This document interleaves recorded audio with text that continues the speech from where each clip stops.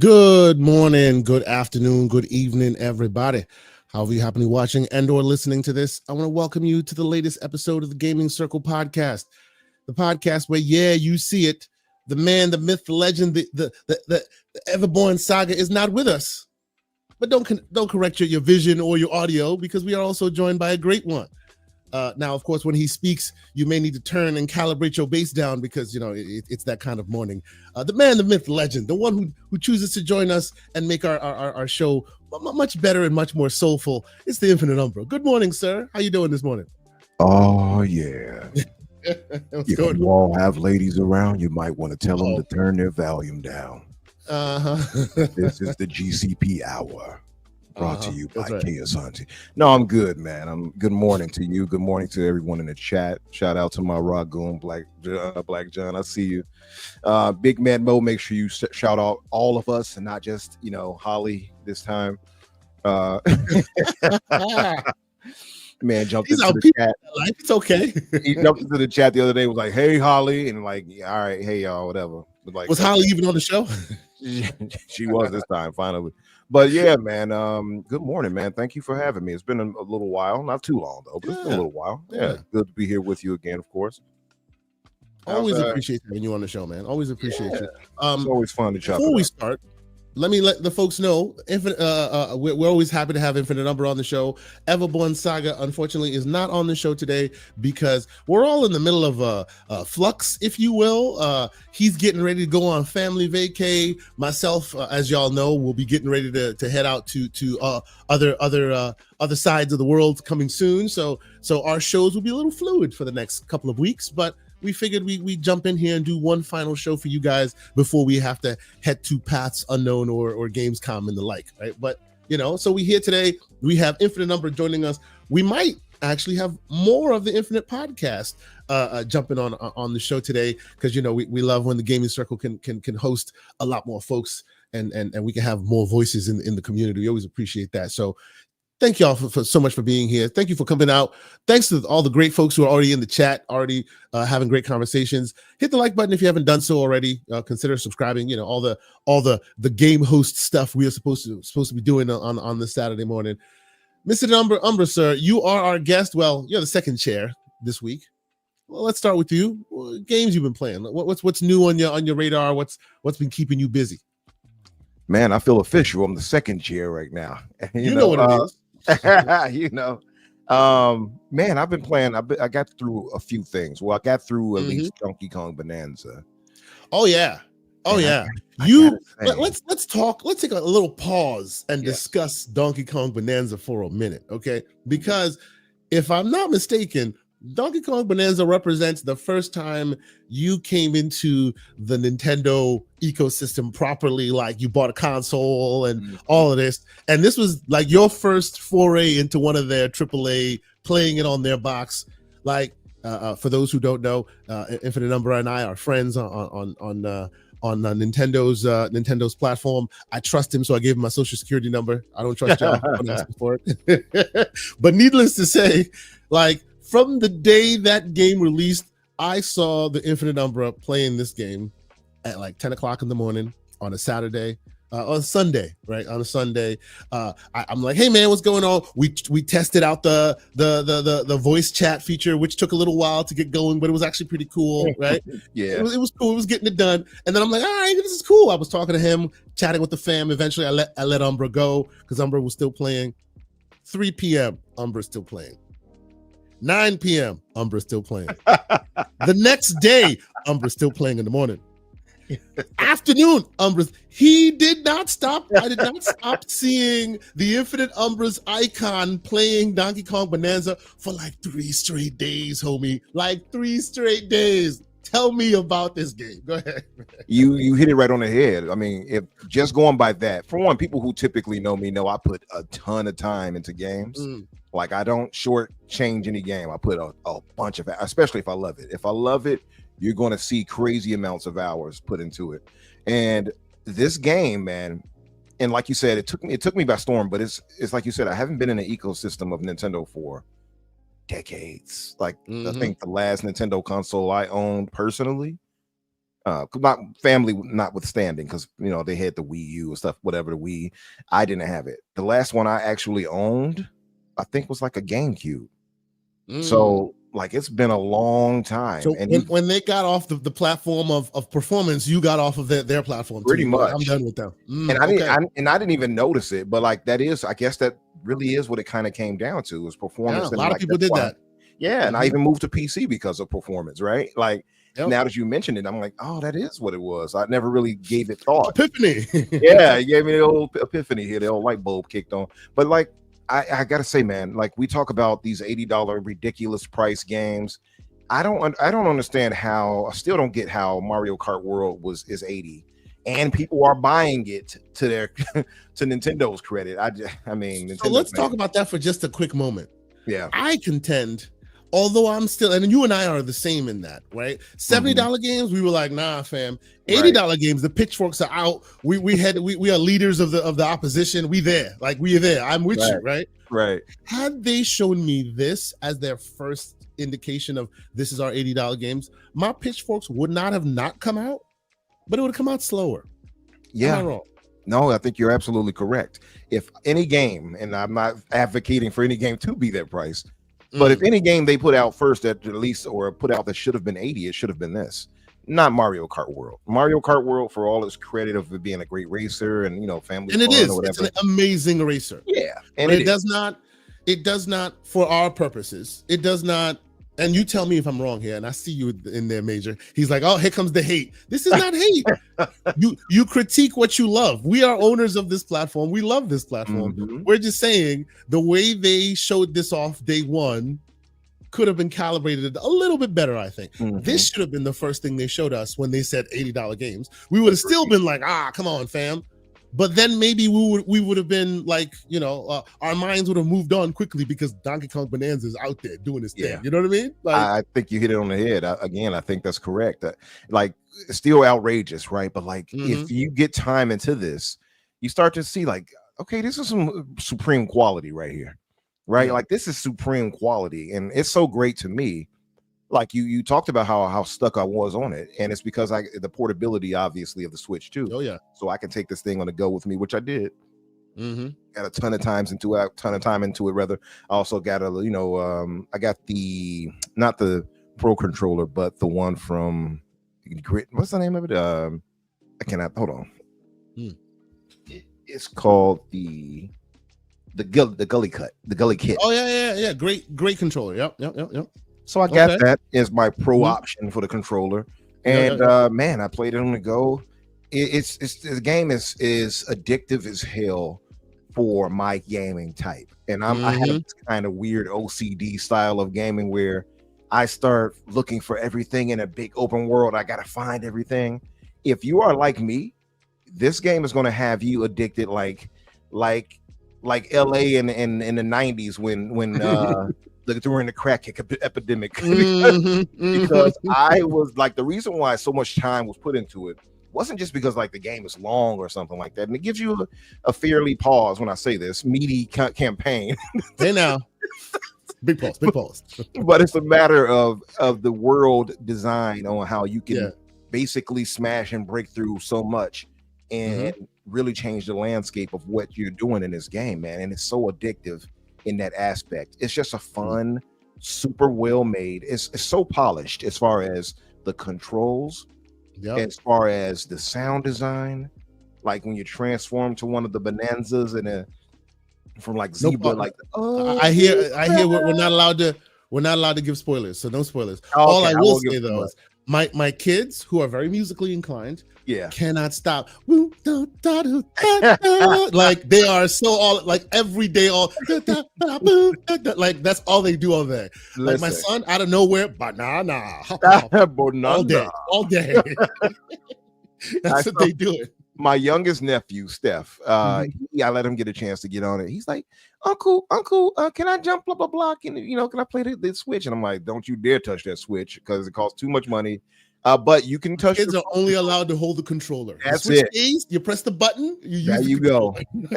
I plugged it up into the old OLED. I'm like, come on in, kitty. That's right. Let's drop them off. I'm like, come on by, and you can play it after I get through. No, but yeah. He came by one time. I was playing. I'm like, "You gonna have to wait." I'm sorry, my child, my brother. You gonna have to wait. You must wait your turn, sir. Exactly. You got to get your own. But no, I let him get a chance to get into it, and he's loving it. And like you said with your kids, he's humming these songs. He's like, and he's loving it.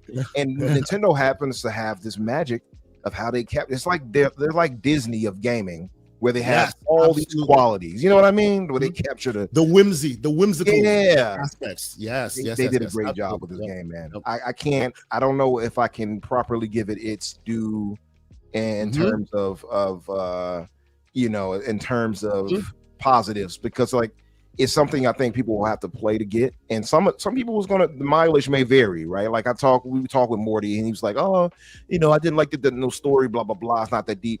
To me, I don't think games like this need a super deep story. You know what I mean? It's not to me. I don't think that's really the bag for this. I agree. Look at it platforming and all.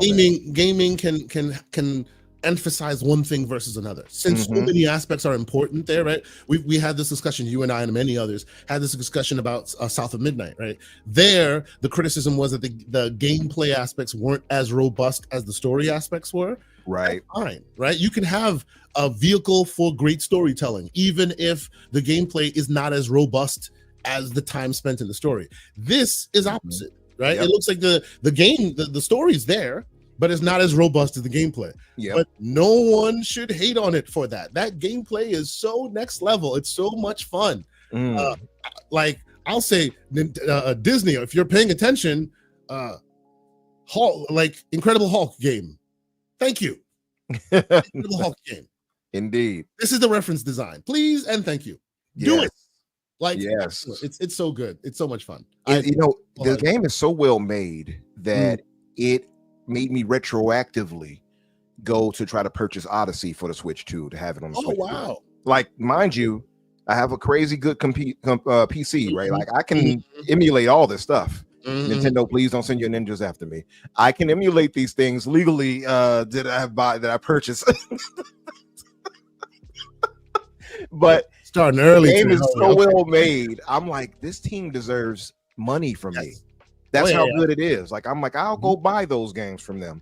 Like, Odyssey deserves a purchase from me, like officially, right? Like, don't send them my way. The FBI and Dean Cain of ICE. Wait a minute, I'm a natural citizen, though. I was born here. It's a bird, it's a plane. No, it's your deportation. I'm sorry. That's my one for today. We're not doing that. They're gonna deport me to Japan so I can be arrested there. Play the game. That's right. But like, it's. I just gotta say, man, like the game is so well made. I enjoy my time in it so much. I just, man, morning Ollie. Like I was just like, I couldn't put it down. I just could not put it down. And like I said, I let my nephew play it. He's deep into it. He's further into it now. He's like way down in the layers now. He's like into it as well. And he's singing the songs I'm singing a song with him. I'm like, Zebra. And then you transform to the other. I don't want to give much away, I guess. No spoilers, sir. No spoilers. Yeah. The chat's going to come for us with the spoilers. I just got to say, I love it, man. I think when I look, and it also made me think, man, wouldn't it be something if, and I guess it's kind of reactionary, but look at Rare in a situation they're in.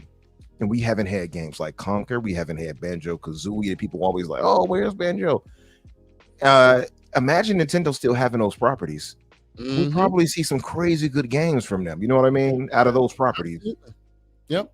So just like looking at that, like, reflectively, like I look at that and like, damn, man. I kind of wish Microsoft can come up with some deal with them, like to let them get it, because it seems like Microsoft isn't interested in doing that with the old platformers anymore. Nintendo, it's very unusual. Yeah. Well, so okay, to be fair to maybe Microsoft and to recognize the hill that we're talking about here, which is more Mount Everest more than a hill, like. Why would you even try? Have you seen Donkey Kong Bonanza? Like, you're making money like in these other aspects. Yes, Rare is Rare, and Rare did what Rare did. Now, if you even try, like, come on now, like, Did you see Mario Wonder? Like, don't even bother. Right. You making your COD and continue collecting. I don't think you should even weigh into these waters anymore. I don't know. I mean, you could be right. I mean, I feel like even like we were talking about this yesterday, and I said that I don't think with Microsoft leading the way they are leading, I don't think games like that can get a chance anymore. I don't think that they want that. I think they want that big return on investment. Those bigger games that's going to bring in a lot of MAUs and numbers from microtransactions. I think the games don't really play into it. You know what I mean? Yeah. So that's the bad part about it. Yeah. And the reason why Nintendo can still do this is because their priorities have always been here, and because of that, they've been able to mature this platforming genre to a place where even though people have moved on from quote unquote platforming, it's everyone except Nintendo. Right? Nintendo gets to continue to stay because they have earned their place in this genre. No one else really has. Right? Like, so yeah, I agree. But like, to the point where I feel like, yeah, Rare is doing good things and Sea of Thieves has been good and all of that, but like, give their IP to others who can do something with it, because it seems like they're not doing much, or they don't want to do much with it at some point. Right. I think somebody interviewed Phil, and Phil was saying something to the point of they don't feel like they want to go back to their past anymore, which is fine. You can feel like you can do what you want, but there's so much to be mined from there, right? Like, look, way too much on here. Yeah. So yeah, you're right. They don't seem to want to go back to those. Yeah.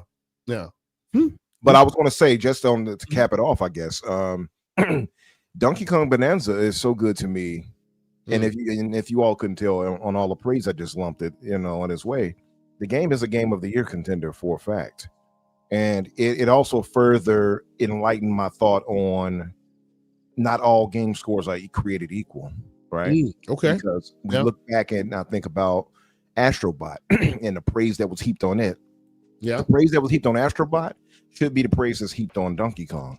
And I say that having loved Astrobot for what it was, this game is far better than Astrobot. I'm not saying that to like down it. I'm not just like, oh, anti-Sony is none of that. I loved Astrobot. It's a great game. It got like a 9, I think, from me.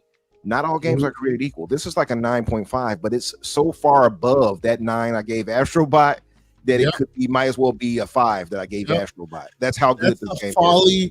That's the folly of reviewing things on the same scale, right? Like, how can this be reviewed with, say, Elden Ring, but somehow they're on the same scale? Right. Story, gameplay differences, or a game that's super heavy in storytelling, right? Which also deserves its respect. But how can you weigh that against this one, which doesn't necessarily have the best story, but I would contend that its gameplay elevates it beyond certain stories. Right? It's a very difficult thing to compare them like that. So I agree with you.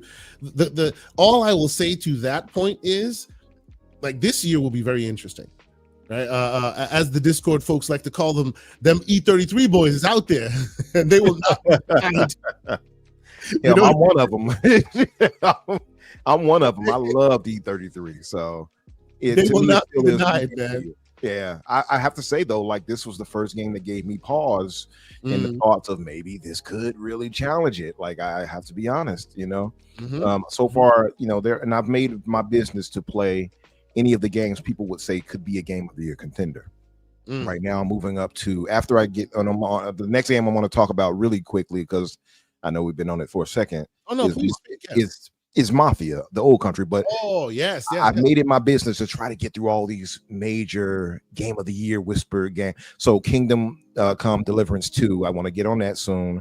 I'm going to play through Major, just so you know. I'm going to jump on after Mafia. I'm going to jump on Death Stranding, and then Death Stranding. I'm going to get Death Stranding 2 to play through that. Okay. And Ghost of Yotei, I guess, will possibly be in that thing. So I'm going to get that, obviously. So I'm making it my business to play through all these games so I can give a fair thought on what I think is Game of the Year. One, don't forget Blueprints, because that's in the conversation. I played a bit of that. Yep. 2, don't forget Bionic Bay, because that's already started getting some indie awards. 3, Erodimus, no one said Donkey Kong is better than E33. I'm saying it's going to be a battle. Don't put words in my mouth, sir. And welcome. Erodimus starting off early. You know what he's doing. But yes, I too think that come award season, it will be a very interesting back and forth, because I too think that from a gameplay and story perspective, Expedition 33 is amazing, man. It's amazing, right? But that Donkey Kong, bro, like this is when you really like have to decide on what you prioritize. Is gameplay your king, or is storytelling your king? Because that will determine a lot, I suspect.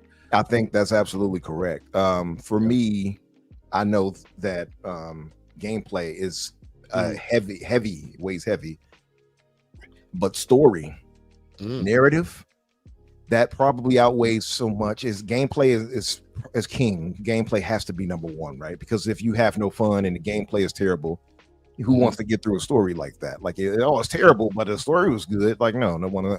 So you have to have both there. I would almost say one A and 1B for me when it comes to that. And Expedition 33 has enough gameplay where it's fun enough because of the mechanics of the combat, and the visuals are nice because it's Unreal. Of course, you know it's going to look good. You know, I have to throw some love to Unreal's way, because I'm going to actually dump on them a little bit in a second. Okay. All right. I hate to do it. I hate to do it, but I have to. And to Aaron's point, yeah, Split Fiction was actually excellent too. I played through that with Holly. Shout out to that blue number. I got to try out Eric's Home too, by the way, BT. But the game, the story, the narrative is so well done. The OST is so well done in Expedition 33. They deserve every bit of that game of the year for me right now. But I will say, if Donkey Kong was to beat it, I would be upset, because I think Expedition 33 is that story. You know, that it's that story of the year with these developers who came out of nowhere with, oh look, we got our little 33 developers, including our dog. You know, that dog is actually named. They found the artist. Yeah, the dog is Monaco. Yeah, the artist on sound, one of the musicians on SoundCloud, and right. the writer on Reddit. Like, it's just the story, bro. The story of how that game came together, and the fact that it's a masterpiece. Right. I think that elevates it. Yeah, that's the thing for me, and that's why I feel like you have to give to me, not have to, but to me, Expedition 33 has earned that right for Game of the Year for me so far. I don't think anything is going to surpass it. Donkey Kong came really close in my mind of like, damn, like I can see this, but it didn't quite give me that feeling of euphoria, if you will, that Expedition 33 did with everything it did so well. Even though it doesn't excel in gameplay elements like Donkey Kong does, it does enough to get you through everything well enough, right? Like the platforming obviously is trash, like we can all agree. You know, platform was always trash. It was not meant to be. Yes, it was not. But other than that, like everything else is so well done. The platforming thing to me is not even, it's secondary. It's not even a matter of anything. That said, I'll move to the next game I've been playing, which was Mafia the Old Country. Real quick, yes, before we continue, ladies and gentlemen, because we are being inundated with the Infinite Podcast. It's the one and only that blue number.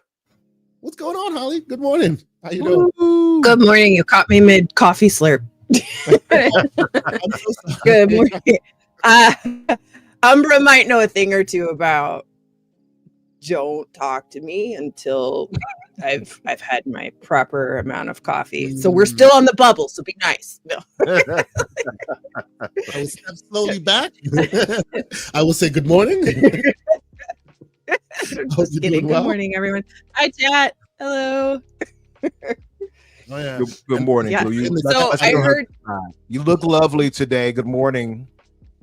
Glad you had your coffee. See, he knows what to do. He's like, yeah. All right. Hit her with the niceties for a while, and then it'll all balance out.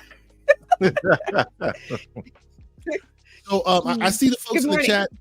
While we're getting going, we're going to talk about games and stuff. Throw the games that you think are your games of the year in the chat right now. I find that super interesting. I see Alters in there. I'm seeing other folks talk about some other games. Like, this year will be quite contentious, I suspect. So we'll get into that. But Holly, welcome. Umbra, I know you were still discussing one. You wanted to talk a bit about Mafia the Old Country. How about you do that now? Okay, yeah. So I won't stay on it too long. Mafia is gorgeous, right? And I'm not just saying it's because it's Unreal Engine. I heard it runs at 120 frames, like locked on Series X. That's a beautiful thing, and that's what makes me feel regretful, because I got the PC because I wanted the great performance, everything like that, all the bells and whistles. The problem is, however, and at least until they patch it, the game is having a ton of issues on PC. On PC, yeah, the game has crashed on me 10 plus times now. So welcome to PC problems. Yeah, I'm having the crashes. And I can't quite figure out what it means. Console gamers will go, well, there's something. Yeah, exactly. Like, that's why you should have got on Xbox, my brother. Don't say any more negative about PC. Like, until Risk, it's gone. I saw him in the chat. We can't have PC slander while Brisket is on the bubble of buying a PC. Everybody, Brisket's gonna buy a PC. He swears he's not gonna game on it, which is a total lie. It never works that way. Okay, but I guess when he joins us, I will ask him what kind of GPU will be in that PC if he's never going to game on. I'm asking for a friend. You know what this man said the other day. We were trying to get him on board with it. With like, oh yeah, the next Xbox is going to be more PC like, and like he had this outdated little Apple whatever laptop he uses. It doesn't matter. It's Apple. That's all you can know. Right. And we're like, man, get you a Windows-based PC. And I said, yeah, if I do, I would have to get something that's really high end, blah blah blah, but I won't game on it. I'm like, why?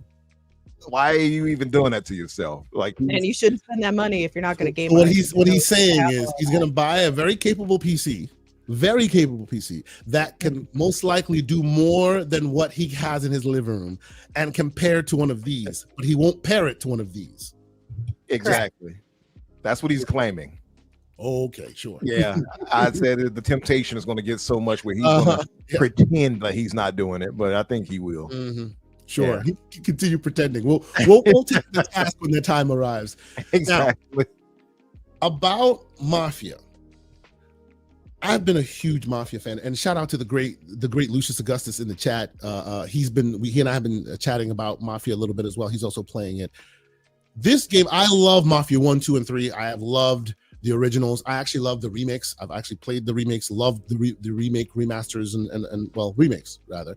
And unpopular opinion, I actually think Mafia 3 was my favorite. I loved the cinematics, the story, the realness of the he goes to war, comes back. Love Mafia 3. Racism. Yeah. I thought it was so real, and I loved it. I loved it. Right? People didn't like it as much. I did. But let it not get it twisted. This is made by a publisher who's not the most customer forward, if you will, right? So when they came out talking about their AAA IP, first you would assume it was $70. They go, nah, fam, it's a little cheaper than that. And as soon as Take-Two says that, I'm like, because I don't know Take-Two to be the one that's most altruistic and all of that, right? And they keep hedging their bets, and they keep shaving off sides, and they keep making it seem like, oh, it's going to be cheap. It's going to be, we're going to make it more cost effective for the normal guy or whatever. And all that to me speaks, yeah, we're not confident in this thing. We don't think it's going to make a splash, so we're trying to hedge our bets. I hope I am wrong. I've spoken to Lucius. He says to a certain extent, I am wrong because he is enjoying the game, which I'm happy to be wrong. How is this game grabbing you, Umbra, as you've played this? And first off, how is your experience with the first ones? Have you played the first ones? I've played through all of them, and I love them all. I will agree with you. Part 3 does not get enough love. It's one of those games where it should get more love, but it's like, oh, well, they deviated from Vito and blah, blah, blah. Like, look, man, there's a game well made. Does it have a good story? That's all I care. That's all I care about. I can understand like deviating away from like protagonists, if you can call them that, being Mafia, but you know that you love. But the game is well done. It's just a fun game to play. That's all that matters. You want to continue to get more exploits from Clay? Go play Mind's Eye, or maybe don't. Yeah, right. Don't do that. Because it's the same character, the same guy. Yeah, man. He looks like he's been on Ozempic or something. Why is he so skinny and slim and that hair? He got a little swole. Yeah, he needs to go back to the cool look he had with Lincoln. But I played through them all, man, and they all have their own charm, especially the remakes, or if you will. They're like really well done, beautiful games. God curse that racing episode in part 1. It is so bad. So bad and so like hair pulling, like frustrating. If I had hair, I would have pulled it out. I'd say you don't have hair. Beard hair. Yeah, there you go. I don't know if he has hair or not. All we see is the U and the, yeah. He's just eating his own tail. I have met Mr. Umbra in person. Yes. You have seen him. He has under a hat. Hands? She has beheld the glory of Umbra. Indeed. And ladies and gentlemen, he twists that into something that's the infinite trifecta, which I guess is not complete, because to complete it, I would need my man, Mr. Moody, here, but he's not. Who else is? The great Risket for the Biscuit. What's going on, Risket? How you doing, sir? Good, man. How you doing? How you going, guys? Well, back to another podcast. Same day, another day, different day. What's Risket, the day? your mic wrong. still connected to the wrong one. Gosh darn it. It's that apple. Yep. I hear you're upgrading, though. We can talk about that. Get rid of that notebook. But with all the riskets to risk and the biscuits to bisque. But yeah, man. I've loved them all, I will say, just to say this really quick. Yeah, much better. I think your volume. Okay, please, somebody say volume for me. Volume. Because I can't see it correctly. Your volume. Thank you. You know, BT made fun of me earlier. How do you say volleyball? Wait, volleyball. How do you say vol? How do you say? Say it again. Volleyball. Are we going to do the etiquette podcast? we can do the etiquette podcast. Yeah. Like, stop saying brought. Sorry. Bought. Yeah. Brought is something you bring. Bought is something you buy. I'm sorry. No, that's my pet peeve. Forgive me. No. Mark Hughes says speak properly. Okay, Falky, brother, I'm gonna get myself right here. But no, I gotta say, man, like seriously, like the game is gorgeous. When you play it, you'll get vibes of Hellblade. Like it's that beautiful because it's the same engine, obviously. It looks incredible on this OLED.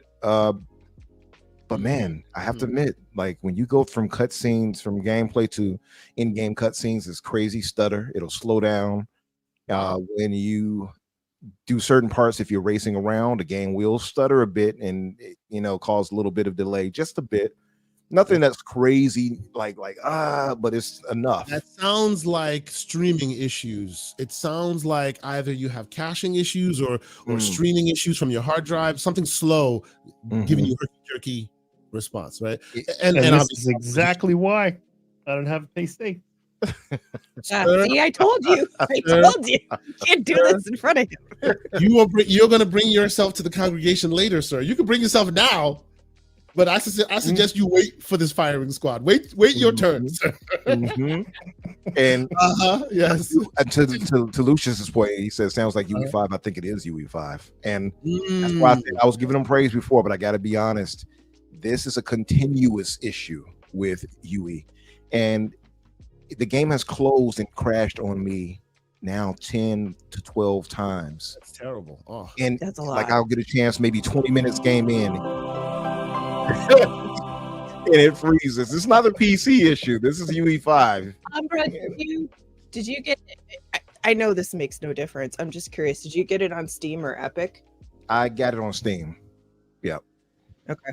I bought it on Epic, and I haven't loaded it up today, but I planned on getting into it this weekend, so I'm probably not going to stream that one now, but I am going to play it. I'm going to start it today if I can. Nice. So I'll let you know if it's happening on mine, and maybe it's just a Umbra issue. Let me know. I'm problem between the keyboard and the seat. I am interested because now, to be fair to your point, it could possibly be my issue because Kay knows and he helped me with this. I had to flash my CPU. Kay helped me with the problem where I had to reset my Windows. That's a quick aside for people in the PC worlds. And yes. Go ahead. Riskit is now polluting our chat because of all this. You can continue to pollute our chat. It's fine.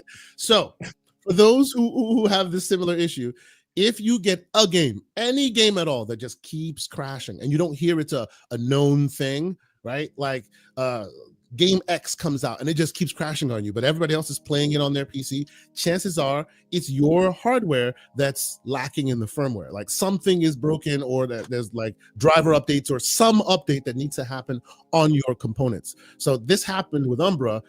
Similarly, this happened with me when I was playing Wu-Tang. Wu-Tang. When I was playing Wu-Tang. Yes. Okay. And in so doing, I saw that my Gigabyte drivers needed updating. As soon as I updated it, no harm, no foul, everything's back to normal, right? But if you update and it still keeps doing that, then maybe your hardware is like whatever was causing issues has caused it to a point where now your hardware is past the point of return, right? Same thing happened with Intel. They were like that microcode issue. We'll help you fix it, but if that issue has been prevailing for too long, even if they send you the update, your hardware may still need to be RMA'd or may still need to be returned, right? So what I told Umbra is, with this specific issue, he had this issue, we resolved it, it was fine, right? Go play RoboCop, go play Expedition 33, go play another game that's very difficult to run, like a game that tasks your system. If it does those reboots again, that means your hardware is past its point. If it doesn't and plays it solidly, then it's just specifically the Mafia issue. Right? So that's where we are with it. And to be fair, just to throw it out there, I don't think it's unique to me, because there are a ton of people actually complaining about it. Having the same relative chats and Reddit. Yeah, people are saying it's the same exact issue I have. I have to say, Unreal Engine 5 has proven to be difficult for a lot of developers. We've all seen it. You look at Star Wars games, you look at, it's a bunch. The Star Wars is the one that pops in my mind the most, because it was one that people were like, I'm not playing this until they fix it, and they finally patched it way like a year after or something like that and got it right. So I hope that won't be the case here with this, but I will say a game that's like $50 or whatever plus tax, 60, but 50 plus tax, or you can get the higher end $60 version, which is not necessary. And for that to have a smaller campaign of like 10 hours, 10 plus hours, 10, 12 hours, and a decent world, great story. So far, the narrative is really strong. I like the main character you play as. I like the mechanics. A lot of that is well done. I think it's well worth the 50 so far. I'm in chapter 4, despite the crashes. I think that's why Take-Two did what they did. They knew this was going to come in the tank. They knew there was going to be PC issues. They knew it was a little bit less than what you would expect. So they calibrated the pricing to let the pitchforks be less prevalent, specifically with where Umbra is saying. And shout out to Everborn Saga, who's not on the show, but in the chat, $42 on CD keys right now. Nice. Well worth. And that's a red flag. If day one, you can find a pretty heavy discount. That tells me they themselves are hedging their bets. Holly, what were you going to say? I was going to say, I pre-ordered Mafia the Old Country, the deluxe edition, from Green Band Gaming like a week ago. And I got the deluxe edition for $40 with tax. There you go. So. Oh, yeah, you came up. That was a good deal.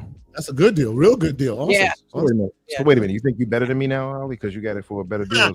She is, though. She got a better deal than you. Hold on. I forgot to let her get her coffee sips in before I start messing with her. I guess the TLDR of all of this is, if you wait long enough, by the time you get to it, it will be cheap and it will most likely be more complete and better optimized. Yep. And I think that's the kind of the lesson we've learned this generation is like, to my man in the chat there, Green there. Yeah, I feel like, it's best maybe for us to kind of wait nowadays. Like that's what they've taught us. And there's no rush to get to those because there's so much patching that has to get through. That said, I was like, man, maybe I would have been better off getting this on Xbox. I laughed to myself. Sometimes it's running like a buck solid on Xbox. Like, the line does not even blip. It's 120 like that the whole time. I'm like, wow, pretty cool.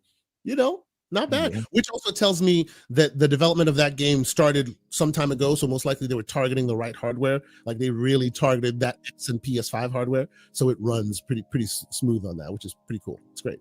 Nerds and Other Legends, the great nerds from our Discord. Shout out to Nerds. If you haven't joined the Discord, consider doing so. Lots of great conversations there. He asks, isn't CD keys still a little risky though? I would say CD keys specifically, not so much. There are some risks in that area.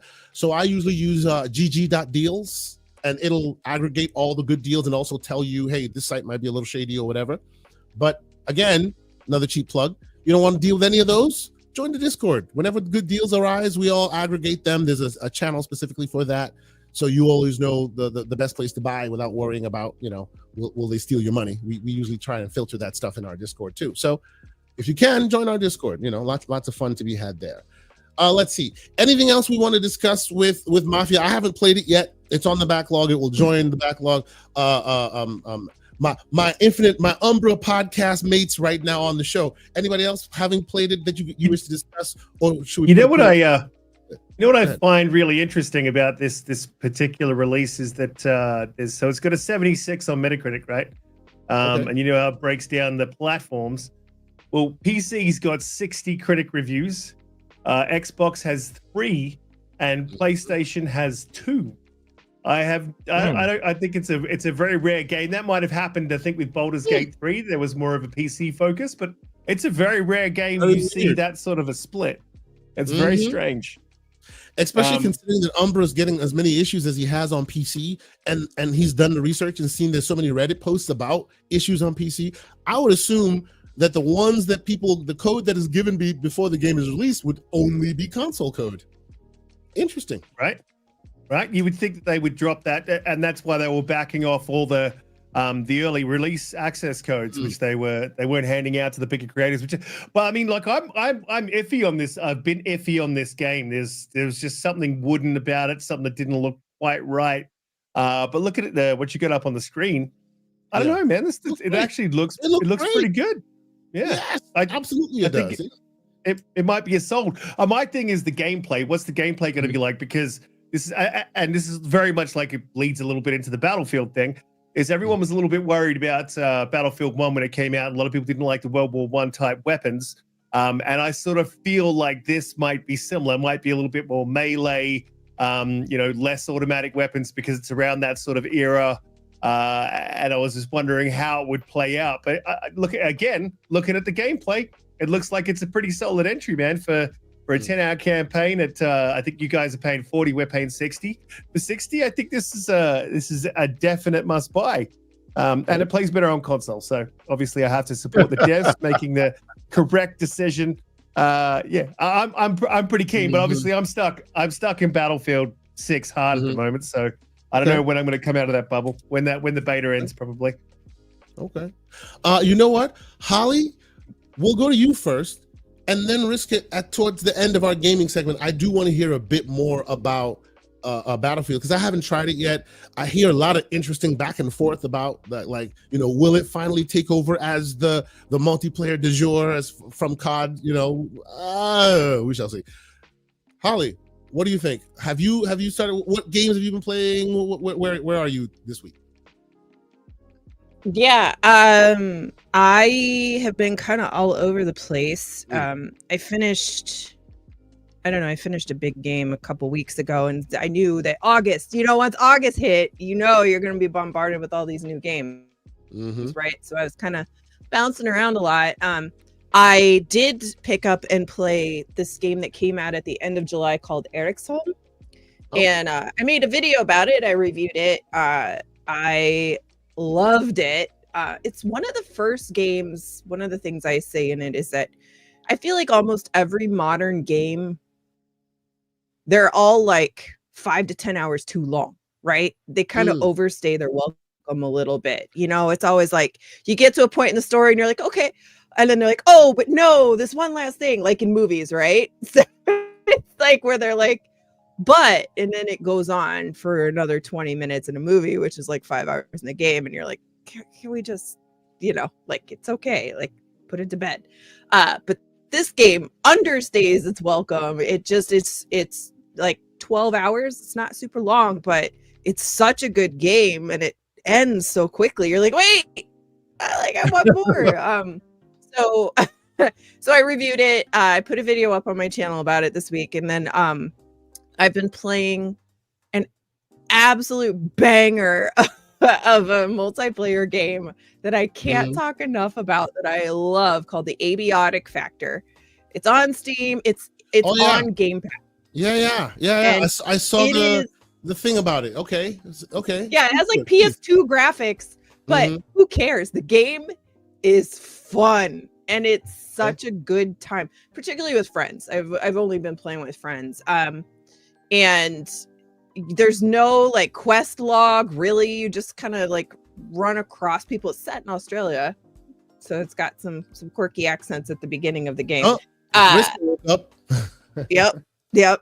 And it is an absolute joy, and it's survival / there's some sort of story in it / gameplay. You go out and you fight aliens that have invaded this place that you're in, and it must be a huge game, because we've played quite a few hours, and I think we've only just barely scratched the surface and of all the places that you'll go and get into and stuff. So can't recommend that enough. And is this on PC or on console? Where you been playing it?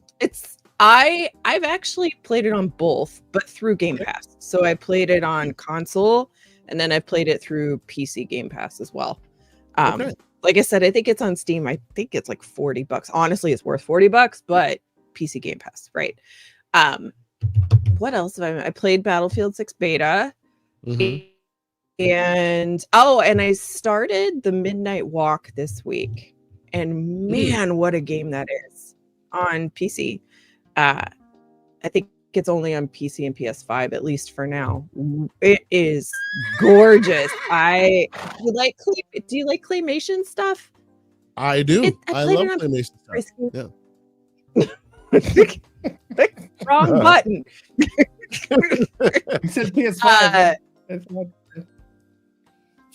I said I played it on PC, but it's at PC. So, and it's actually meant for VR. So if you have any VR headset, I think, like, I could see how good this game would be in VR. Like, it's absolutely, it's so good. The graphics. Wait. Person view. Wait. Hang on. It's all handmade. Wait, hang on. It is. Yeah. Holly, have you bought this on PC, or did you buy it on PlayStation? Because if you have not, if you can see, can you listen to me? If you can see how good this game is on VR, you have a fantastic piece of kit sitting in a box. Like, this might be the perfect game to pull that bit of kit out of the box and tell us how good this game is on VR. I would even throw in. Is what you're saying? If we could get this PSVR 2 out of the box, I would be proud. Be proud. Well, technically, she bought this on PC. All she needs is that. What is it? $75 dongle, and then that PSVR will work on her PC. That's true. She's never going to do it though. No, I would. I was actually looking. I tried to buy that dongle when it first came out, but it was sold out like right away. I think it might be. By now, it may just be for anybody who needs it. It may be available. Look again. Like the dust has settled now. That I think you might be able to find some. There are third parties out there that are offering it as well. Oh, that's true. Oh yeah, I didn't think about that. Yeah. Well, anyway, this game is very, very good. It was a little worse. Scary good. Scary, like atmospheric. It looks like Little Nightmares. That's what I get. Yeah, it is. It's very much like that, and it's all handmade claymation, right? Like all of the puppets or whatever, right? Extremely good, really pretty, and not a single issue with it that I've had. Gorgeous. So, and it came out in May, so still pretty new. Okay, awesome. That Eric Home, by the way, what type of gameplay is that? What would you say? It is. Yeah. So Eric's Home is an isometric, and I'm not a big isometric fan, but this game, it just really works. Unless it's like a turn-based, right? Those are good.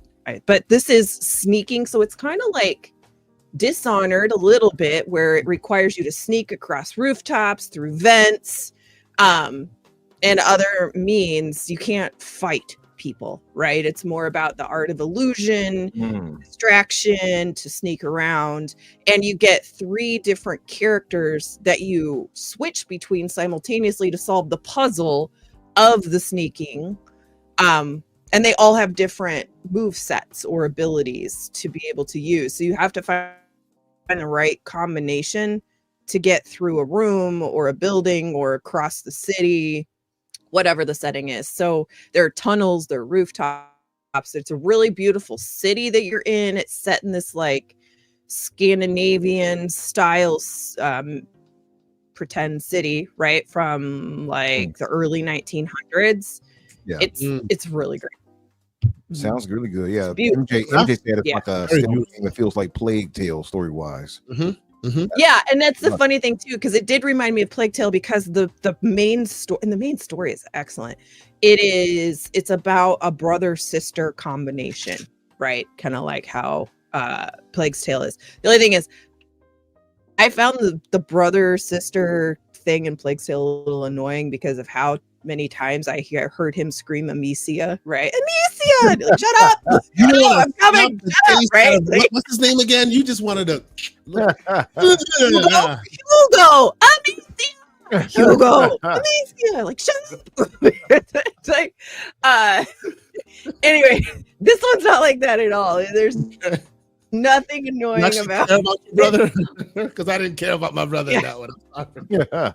No, I didn't either. He was annoying. I was just like, shut up. No, oh my god, I wanted him to get eaten by rats. It was a wrap. I know. A couple of times you just let it happen, right? You're like, yes, okay, now we can play the game, right? Indeed. Yes. Yeah, but Eric's Home, on the other hand, beautiful, great story.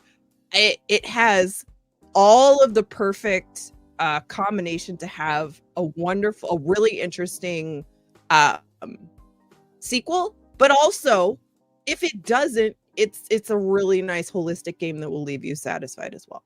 So excellent. Is it available on Mac? Extra camera. And it's $40 full price. Full price is $40. So it's available on Mac except Smug. That's it. Now, is it available on Mac? Really? No. Probably not. But, you know, Mac users can use what was it again? Oh my god, I forget that translation. Rosetta Stone. Rosetta Stone. There you go. You can use Rosetta Stone to convert it. You know, hopefully. This would be really good if you have a handheld as well, as long as you can see, you know, the isometric, right? You need to be able to see a little more detail than a lot of other games. But I think BT Maverick played it on his Steam Deck. And I think it worked really, really well for him there. Let's catch up on a couple of super chats, just a few, and then we'll get back to the gaming. The great Lucius Augustus is here with a $5 super chat. He says 2025 has been a crazy year of games. Avowed was so high on my list, and now it's not even in the top 5 of the year, which is crazy. I agree with you. At the beginning of the year, I thought Avowed was going to crush all competitors, and now I don't even think it like joins the list. You know, and that's not to speak to how bad Avowed was. It's just to speak to the level of quality that the games have been presenting this year. Yeah. It's great. I have to agree. Yeah, like gaming has been so crazy. And that's why I think it's even, if games can be this strong, like as far as great games we get, having games that's delayed to come over 6 months later, whatever, from PlayStation or whatever, that you know, that they're rumored to be 6 months to a year, won't even matter anymore if you move to PC, because you got so much to play. It's insane. MJ Dark, $5 super chat. He said, risk it on console. You have kangaroo textures. Let's not cap. Umbra, the fox is to unname your PC from Xbox to PC. That'll fix the tool. Oh, he was saying the fix is to change my PC from Xbox to PC, and that'll make the game work well. The tools will get it. And then, of course, he says K God Jima. He always has to come and troll us every Saturday morning. Thank you, MJ Dark. The only thing he's good for are his great indie recommendations. Don't listen to anything else he says. Yeah, his indie recommendations, because Kojima is overrated. He doesn't want to admit it, but hey, you know, he likes to drink certain bathwater. We'll move on. Anyway. Ooh. And then we have the great Parasite 82 Green, who's become a channel member. Thank you so much for being a channel member. We appreciate you. And thanks to all the people who continue to rock with us on Saturday mornings. We see a lot of great folks in here. Almost 200 people watching on the various platforms that we broadcast. Please consider becoming a subscriber or a member if you so choose, if you like what we do here. And, you know, we always appreciate you hitting the like button on the YouTubes and letting other folks know that we are here and that we have great conversations for you. So I've hit all of you folks. Any games that we want to discuss within this week that have not been played before we get to Battlefield? Because I know Holly, you and Risket have been playing. Any other games you want to talk about before we get to the Battlefield talk? I mean, I've been playing. I was floating around quite a bit, looking for a game to play. So I played Little Nightmares 1 and 2. I went through those, and I never finished them before. I don't know. I just feel. I think with 1, I didn't quite understand it.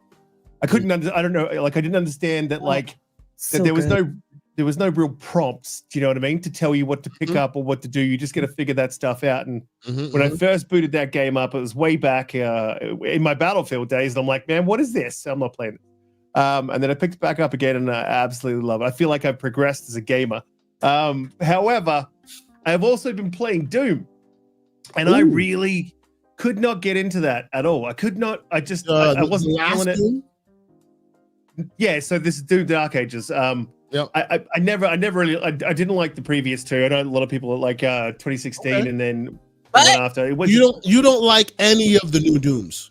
First, second, or third, because you know all 3 are completely different, right? They're different in gameplay style, and they're also different in the way they deliver the story. So most people like either 1 of 3.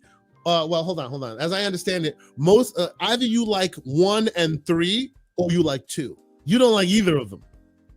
Yeah, I didn't like. I couldn't get into 2016, and I couldn't get into Ultimate or whatever it was called. I can't remember what. Eternal. I couldn't get Eternal. I just found it really too zippy. In 2016, I don't know, just something was wrong, wasn't right. I couldn't get into it. This one, I'm like, I'm going to give it a real proper chance, right? I'm going to really push a little bit. So I played for, I think it was about the 3-4 hour mark, and I'm like, this is actually pretty good. This is like it's a hack and slash shooter. That's basically sort of what it is. Like it's a first person hack and slash. Different genre in the shooter franchise, right? The second one was it was a platformer shooter. That's what it was, right? And the first one was all like, and I've always really respected id for doing this. You have this IP that people know and love, but every time you shoot your shot, it's completely different. Even though you could play it safe and just give them what they want, you just keep giving them different things. I think that's so commendable at a high level with so much money being spent. I'm surprised it's taken so long to connect with you, Risket. This game is like unadulterated hardcore metal. I thought you'd be all about that. That's not me, man. I'm hip hop all the way. Okay. You know why? Hip hop too, but I also love metal, so it is what it is. Yeah. I can't stand metal. This is the thing.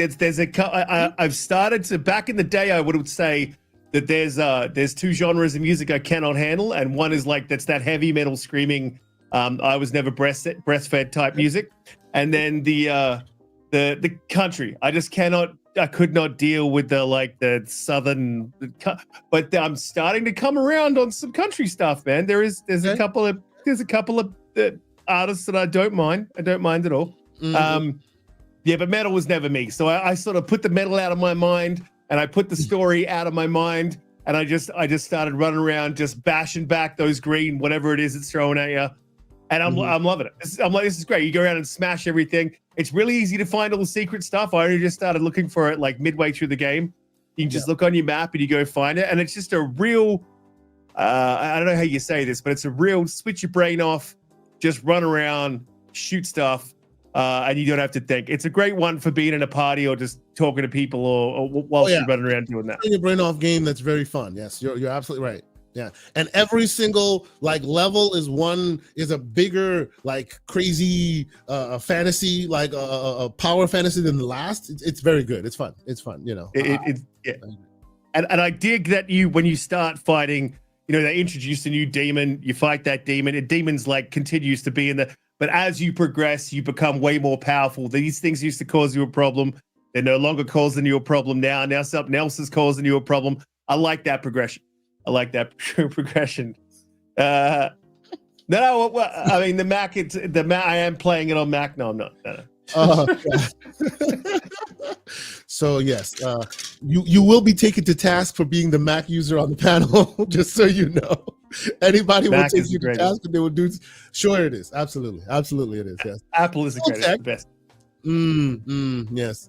Showtech with a $2 super chat. He says, "Please hit the like button and consider sharing out, sir. We agree and we appreciate you. Thank you so much for being here, our great moderator." The great Pixel Big G with a $5 super chat. He says, "To your point, wasn't Doom 3 a horror game? These dudes are genius." Absolutely. Absolutely. I think it's. Yeah. Go ahead, man. No, I was going to say I personally loved Dark Ages. I will say, like, if you're looking at it from again, much like we talked about with Donkey Kong, if you're looking at it like, oh man, I need a great narrative, you're not really going to get that. Although the plot is there for Doom: The Dark Ages, it's just pure adrenaline, demon play. The end though has a really big story beat. Yes, it does. It does. If you like combine them all together and look at how they play through and how you go back in time and everything, like all that does like matter. They're getting to the beginning where they're going to start cinematics. Yeah, like it's almost like all this was the prequel to get you to now they're going to start cinematics. You know, and it progressively grow. I like what they're doing. You know, I love it.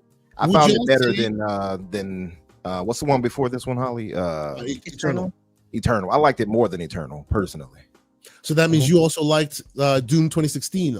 Love 2016 better. Yeah. 2016 lovers like the Dark Ages and don't like Eternal. I've noticed that. I actually like Eternal and the Dark Ages way better than 2016. Oh, okay, nice. Interesting. Yours is a different paradigm. Usually people that I speak to about this game like the second or the first and third. I don't like the platforming in 2. Usually is like the biggest complaint with it, but I thought it worked well with it, how they integrated it. Like if you're going to add platforming, they did it the right way. They did it the right way. Yeah. They did it better than Expedition 33. That's much better. Oh my god, the worst platforming ever. Yes. Sorry, Mario from 1986 plays better in platforming than there does. So have these guys in the chat get at you for the Expedition 33. Hey man, E33 boys, get at me. Let's go. Technically, I'm an E33 boy too. I finished that game and I still can. I think it should be on the Game of the Year list as well. But yes, that platform, no. They need to release a new patch that removes all the platforming or makes it optional. Anyway, yes. So no. I would like to see them go back and tidy that section up, just that little bit. Just go, look, we've gone through. We heard your feedback and we've tidied up the platform. I don't know how they would do that, right? But the platforming in general is not needed. So why bother add something in there that y'all ain't good at? Yeah, right.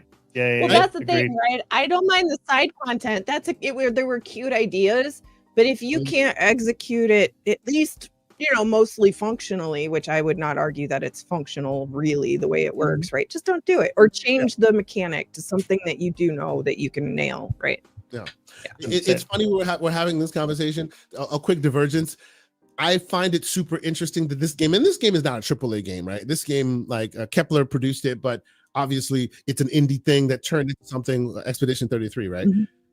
In the case of Mind's Eye, it's a AAA game that went through all this various levels of Q&A and still came out with very broken mechanics. I find that so interesting, super interesting, right? When an indie game comes out and it has billions of great ideas and then one or two ideas on the edges like platforming or something doesn't work, you're like, oh, we'll forgive them that. They were doing their best, right? But when Mind's Eye comes out and it's like so broken and you're just like, how did that pass like muster multiple times to get it literally to read, I think arrogance. I think the arrogance of the game director, the guys who are at the top, ignoring the feedback from the people on the ground. And that's what it looked like. It's more complex than that though, because in all reality, Mind's Eye was not supposed to be its own initial standalone thing, right? Like it was started as this giant metaverse thing, right? That they were trying to do. And then they started running out of money and then the NFTs and all that stuff, right, didn't really go where they were betting on it to go. And so then they were trying to pivot and salvage something, right, to recoup some level of money. And I think they just got to a point where they were, again, it wasn't the primary focus, so it wasn't given the attention that it should have had from the beginning. And then they had a finite budget left before everything was going to crash and burn. So they did what they could to get it out the door. And then Leslie started going out and, offering conspiracy theories before it came out to try to soften some of the blowback, I think, because they saw the problems, right? So it's not like it was just a game that just didn't do well, right? Like it was kind of a very interesting, nuanced thing. Yeah. Right. Yeah. Right. Yeah. Right. Ladies and gentlemen, because this is what we do here on the Gaming Circle. Every once in a while, we get some guests. Welcome, Paris Lily. What's going on, Paris? Good morning to everyone on the panel. And are you here for your villain arc, sir? I see your name.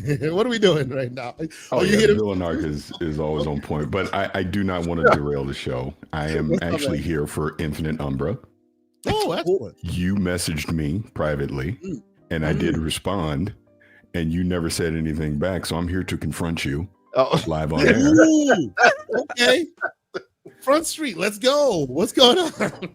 He messaged me, wanted me to come on the show today, and my response was, why? So you can mock my voice again, like you always do, and you think I don't pay attention? I just looked at it now. Now, Paris, let's be adults here. Oh my goodness. Oh my goodness. I invited you in good faith because I felt like we could have a really great discussion here about games of the year and the specs of the next gen, and to toast to the console wars ending. I don't quite think it works. That was my intent. Obama than anything else. See, this is why this is why I don't like it. It's very Obama. Together, because it's terrible. We need to get together and read a book. I was trying to get Umber to do this, to just read a book, right? It was like with no camera, right? Just like it would be fantastic. Oh, wow. And you're continuing. I hear you, sir. You think I can't hear? This is what y'all came here to do. You came here to derail the show. I appreciate you. But like I said, I just wanted to mess with you. I don't want to derail the show. Hello to Holly. Hello to Risk It. And sir, I will see you in 2 weeks at Gamescom. Yes. You will be at Gamescom, right? Yes. A lot of moving and shaking. Excellent. I look forward to seeing you, sir. This will be fun. Now, this will be a perfect time. Housekeeping. We will not have a show next week because Gamescom. Let's just say this will be the last. Well, not last, but this will be the year I'll be going to Gamescom. Next year I will not be going to Gamescom, or I'll be divorced. Next year I'll be going to Japan. But this year's Gamescom, and I'm looking forward to it. Lots of interesting background conversations happening. Unlike last year, my appointment lists are pretty packed, like unusually so. So I look forward to seeing what happens there. Maybe we'll catch up during Gamescom, and we can see each other IRL. It'll be fun. I look forward to it. Oh no, absolutely. Well, let me ask you this question because I don't know anyone that's going. But are you going to the Fan Fest that Xbox is doing? I reached out to Xbox, and the Fan Fest is usually like in and out. You get what you get. You're lucky. Spoke with a couple people in the background. It doesn't seem like it's for us. Yeah. Right? Yeah. So, no. Yeah. That's pretty much what I was told. They were like, "No, you're not going." There you go. It's all good. There's still so much to see there, even beyond what they will have to show. But I, of course, I'm excited for the handheld they will show. So I'm handheld. It's funny because I was talking to some other people yesterday that are going, and there's literally going to be a race to the Xbox booth on the 20th to go get hands on because Silk Song. Yeah, because Silk Song's on there as well. So everybody wants to go play Silk Song and be the first to say they played it. I am going to go to the Witcher concert the night of the 20th. So I don't know if you're going to that, but that should be a lot of fun. Looking forward to that too. we should talk. There's some parties that I've been invited to that may be at the same time. So we'll chat. We'll chat in the background. Yeah, there's I'm not trying to turn this into the Gamescom Coke session, but there's definitely Gamescom talk happening. Let's go.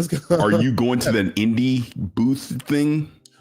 So I talked about that yesterday with a buddy of mine. We may jump in there, but it's at the same time as the Nordic conversation. They have an event. The Nordic games industry has an event at the same time, and we may find ourselves there. Last year I was there, really cool. Met a lot of very, very fun, interesting people, developers and things. So just so you guys know, and I can't film everything, but like when you go to Gamescom and you do what I do, sometimes if you're lucky you get invited to, after the shows are done, after the events are done, all the developers or all the publishing houses, the PR folks will get together and they'll have a party and they'll drink and talk about what happened, and you can interview people and meet people and all that. So I got to go last year to the Nordic party and found it was really awesome. So I look forward to going again this year. It's exactly the same time as that indie showcase thing. So we'll have to be flexible. We'll see what we have to do there, but there's potentially really cool people and interesting projects to discuss there. So right on. And again, I do apologize. I did not mean to derail. I just wanted to mess with Infinite. This is great. Risk it. You were there last year. Will you be there this year? What's going on, man? You coming? No, I'm not gonna make it this year. This year I got way too much. I'm at the back end of a massive mobilization with work, and then there's a bit of uncertainty around I don't know, corporate movements. Who's going where? Who's doing what? So I'm sort of waiting to find out what I am going to be doing. Understood. I have some idea, but I can't leave the country at the minute because I need to wait to see what the hell's going on with that. Unfortunately, but I want to see Xbox do a fan fest, a final fan fest, a big last hurrah. Tell us it's the last one, and then I will move heaven and earth to be at that LA fan fest. But yeah, disappointing that it seems that's the way that these fan fests are going. He's asking, Parasite 82 asking, what do I mean by people like me? People, content creators, people who do podcasts and things. They will invite you to either come cover their content or come and see some stuff that they'll be doing for later, so it can kind of help you calibrate the way you'll cover it later. Lots of interesting stuff in the background, stuff like that. So there's that. But yes, I'm excited for Gamescom. I titled this show Q2 because I feel like unusually this is a time frame where we really don't know what's happening in the second half of the year, right? We see that PlayStation does have Ghost of Yotai, which I'm excited to play, but by and large, for gaming writ large, Q2 is kind of quiet, right? It's kind of like, yeah, we're seeing some dribs and drabs as far as Ninja Gaiden and the like, but we don't really see the big monster that will be keeping people hype in the second half of the year. And I'm thinking that Gamescom may answer that for a lot of us. No? Well, I disagree. Okay, please. October is a monster. Okay. The end of September going into the whole month of October is an absolute monster for games. And I'm gonna tell you a game that is a sleeper that it's not getting the love that it should, because I'm telling you it's gonna be way better than people think. The Outer Worlds 2.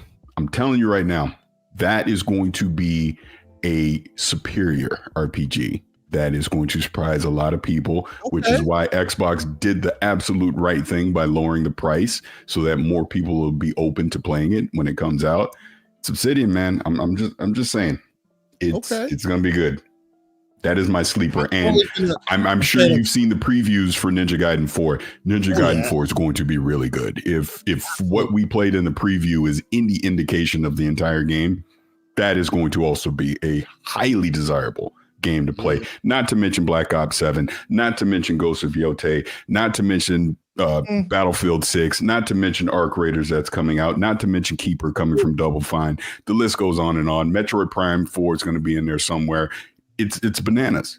It's I don't think COD's going to do it this year, guys. I just coming from I'm as a huge Call of Duty guy, Battlefield guy, and it got nothing to do with Battlefield 6 sort of coming in. They're very different games, very different games with a very different audience. There is some crossover, but just looking at what they showed for COD, they did not at all pique any interest in me, and that is weird.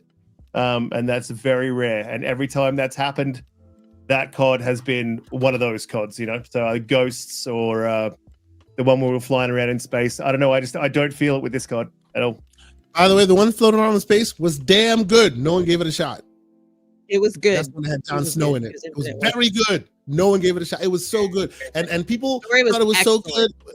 Yes. And the combat was excellent. And people gave it credit when it showed up in Starfield, Zero-G combat. That was happening there a long time ago. Nobody played it.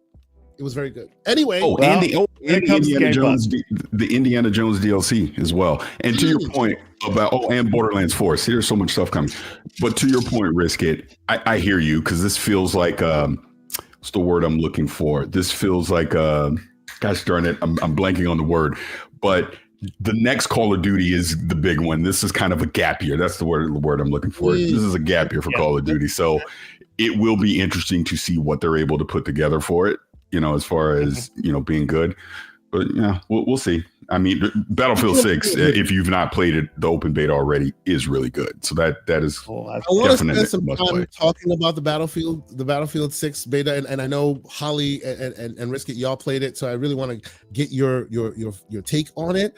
Before we move to it, though, you guys brought up Call of Duty, and I want to spend a little time talking about that, because there's a story this week that's related to the new Call of Duty that I think people are just kind of putting a pin in it, and I think that the pitchforks and the revolvers are off screen and will be showing up a little later, very, very soon on that. So I will use that cue to gracefully exit. Okay. And thank you for having me up. It is always great to see you, sir. Yeah. We will see you in 2 weeks, man. I'm excited. I just want to say thank you for joining us. Messy. You enjoy your time at Gamescom, and thank you for joining us today. Let me ask you a question, Infant, before I go. Now, because I know you're about to have a big milestone episode, right? When is that? That should be this month, later this month. Yes. Do you have an exact day? Not quite, but I do plan on possibly. I'll be sure to alert you before that. Please do. Please alert me the exact day that it's going to be. So on that exact day, I can make sure to not be there. Thank you. And then he left. You ain't right for that. That was almost slow-mo levels of slander. That was great. That ain't right. Anyway, so the story I was bringing up was the fact that the new Call of Duty, I don't know if people have seen this, the new Call of Duty will have a requirement that has that. For those who don't know, and this is a very PC-centric conversation, just to warn people now, right? But I have a feeling that this may turn into a thing if people didn't know that. TPM, which is the Trusted Platform Module. That is basically the same thing as on your iPhone. You have that, the security enclave that saves all of your special data, right? And iPhone uses that to keep all your special data. On a PC, they have a module on your motherboard called the TPM, and TPM 2.0. That's what they have, right? And in Windows 11, they started making a requirement that says you need the TPM to run Windows 11. It became a huge thing. People complained about it, and it's still there, but there are companies that are finding ways of stripping it out of Windows. So people are installing Windows 11 without TPM. There are Windows 11 installed all over the place without TPM, right? Now, Call of Duty is requiring a TPM just to get Call of Duty booted. So what does this mean? This means your great Windows 7 box that you've run for a while that could definitely run the next COD. This means that your Windows 8 box that you've run for a while that you keep upgrading that could definitely run the next COD. All of those machines that you used to run will not run anymore because they're requiring this TPM chip requirement. Now, on the flip, the reason why I think it might be a good thing is they're trying to use it to stop cheaters, right? That's literally what they're trying to use it for, right? They're trying to use it to stop all the circumventing of all that stuff. But at the end of the day, a lot of PCs can and do run Windows 7 and 10 and all of those, and they could run 11 as well. They choose not to run them either because there's a TPM requirement or whatever. But because of this, those PCs will not be able to play Call of Duty. Is this a big deal? I think it is. It's not quite there yet because the game has not released. But when it does, I have a feeling that a lot of pitchforks will come out on this specific situation, specifically on the PC side of the house. Risk it. I know you love this news. What are your thoughts? Well, I mean, it's if you have sacrificed yourself on the altar of PC, then you deserve everything that happens to you.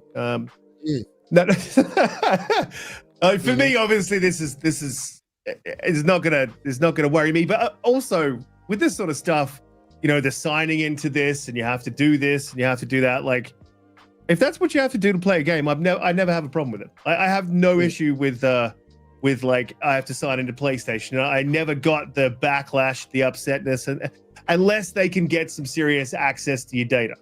Now, if that's a thing, then you know that would be my problem. But for me, like the signing in, the DRM, all that stuff that you need to do to be in. This is not really the signing in or DRM. This is more your hardware is being gimped artificially so that you're not able to play this game because it does not have that security verification chip, right? Your CPU can handle it. Your GPU can handle it. You have more than enough RAM. Your machine can handle it. But because you don't have the security chip on your motherboard, now they're saying, nope, you can't play this game because that security chip needs to be there, and it's not there, so you are out in the cold. You can't play this. So a lot of people will have to upgrade hardware, like buy new hardware in order to play COD if they like COD that much. That's where I'm like, I completely agree with where this is going. I think this is a good move. I think this is all righteous and good. I do, but I feel like them pitchforks will be out because the Venn diagram of those people who are like, F Microsoft, I'm going to run Windows 7 forever and play my games, right? Because they don't like what Microsoft is doing as far as all the DRM and all that other stuff in the later versions. They are now forcing you to either upgrade or stop playing your favorite game. That's where I think the pitch come out. Who's running COD with Windows 7? But lots of people. A lot of people, because Windows 7 to them is the last stable OS, and then Windows 10 was the last stable OS. All of those can run without TPM chips, right? If you run those now and you try to install COD, it'll be like, nah, fam, you don't have a TPM chip. I ain't running. It's going to be a thing. But like, this is the future, man. Like at some stage, they've got to make that leap. If this is what they're going to use. What does it do though? What does this do? It prohibits cheating, or like, what's its purpose?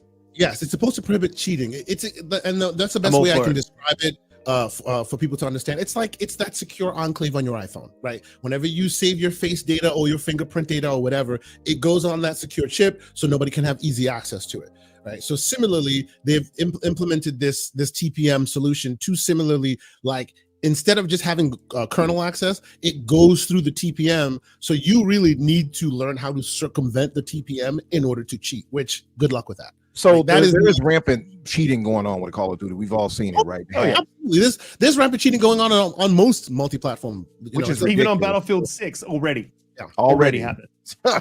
So my thing is, I looked into it a little bit, Kay, and it was saying that because I was wondering what exactly is the negative side effects. So I see some people in the chat saying it's more like Slow-Mo mentioned, like it's more hurtful towards the gamers.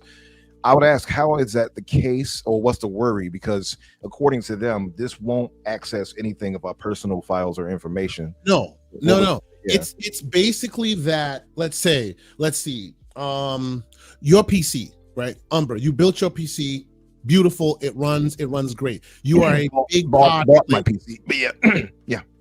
Sure. Big COD player. It's what you use it for. It's almost like, because this would affect someone who's like Fortnite-esque, somebody who's hardcore into that kind of game, right? Yeah. It's almost like you're going to have to basically throw away your box and get a new one, even though you're not at the end of its technical requirements. You know what I'm saying? Like the idea of, well, my phone is too old, everything's running slow, so I'm just going to get rid of it and get a new phone. Great. But when Android goes, yeah, your phone's good, hardware's good, but we're going to via software gimp it for reasons, pitchforks.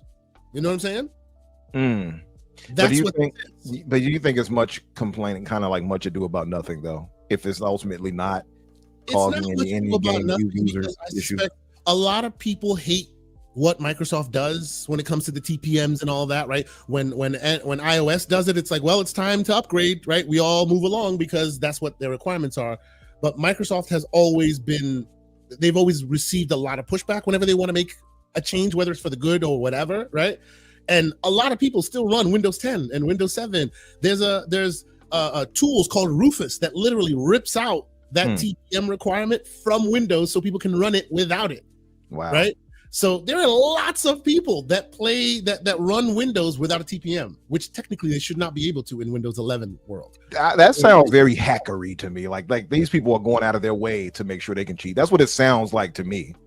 Like who's doing all of that? Let me go back to Windows 7 to try to play a game. Like who's doing we that? Shall see. No, honestly, we shall. And this is why I'm saying let's put a pin in it, because the Venn diagram will show itself. Either, like you say, it's the very few who really have this requirement, and because of that, it will just blow over, or more and more people will complain about it. And I think that's what's happening. That's why they were early in putting this out. Understand that this is what's going to happen. You have until the fall or till whenever we're releasing this game. When it comes out, if you're running a Win 7 box or something that doesn't use it, you ain't playing this game. They're giving you fair warning, is what I'm thinking. Yeah. I mean, like right now, again, this is for PC gamers only. Console people don't have to worry about it because you guys don't have an open platform. So this is never anything that you guys have to worry about. But in general, I would say, remember that Helldivers 2 kerfuffle that PC people came through? Similarly, there might be something like that here when this thing is widespread. Right, when you buy, when a bunch of people just buy it day one and they go, I can't play this. What? I'm not allowed to play this. It would be a thing. Yeah, I mean the whole situation with the Helldivers situation though, that was with them having to register with PSN though, right? Yes. It's a different scenario. I'm talking more to the ire of the PC base. Right, like when they get their pitchforks up, oh boy, that's the feeling that they happen here. That is true. PC gamers have actually surprised me on how like staunchly they stick together when it comes to those issues. And don't get me wrong, I'm not saying they better or they smarter or any of that. They are just as militant and sometimes as hard-headed, just the same way. It's just when they get together, boy, it's a thing. It's a thing. So we shall see. As Slomo was saying, close to 50% of PC gamers in Steam survey use Windows 10. A lot of people use non-TPS required Windows. So we shall see. It's a thing. But anyway, I want to talk more about Battlefield because I didn't get a chance to play it. I don't tend to be that multiplayer gamer, which by the way, we're looking to change. In the Discord today, we're having conversations. I see the man Wolf was in there, a few other folks. They want to start doing like a game night so we can all jump in and all that, right? It's all good, right? But as of right now, I have not really been about that. People are saying that Battlefield may be how we traverse that divide. Lucius, I see you in there. I know Lucius played it as well. He wanted to send me some footage. Sir, depending on the size of the footage, it might be a problem. StreamYard and all that. We'll talk about it later. It's an OBS thing. It's a tomorrow problem. Don't worry about it though. But I appreciate the footage. We will use it for another day. Risk It, I will start with you. I know you played the game. I know you tend to be a multiplayer guy. You tend to love these kind of multiplayer games. So what do you think, sir? Battlefield has its storied history. Is Battlefield back in your estimation? Oh, Battlefield's definitely back for sure. There's but that's not to say there's not. I mean, like I play Battlefield so much. There's my Battlefield 4 dog tags from the special edition, like hanging up there. Okay. And that launch was horrific. I don't know. A lot of people remember that launch fondly and that game fondly, but like if you remember the launch, it was rubber banding. It was horrific. So probably the best Battlefield launch has been one up until now. I think, but that's not to say there's not any problems. So there's a few things I'll run through that'll tell you that there is some problems with this game they need to work on. So the first thing and the biggest thing, and I think if you're a Battlefield player, is the server browser is not available. It doesn't operate like, the way that they're saying it's going to operate is through Portal. And that is not the way traditionally that we've had a server browser. Server browser has always been a thing with it inside Battlefield, which is you will have your regions. People can actually buy a server. They can run specific game modes on specific sets of maps. They can set up sort of rules within that server browser.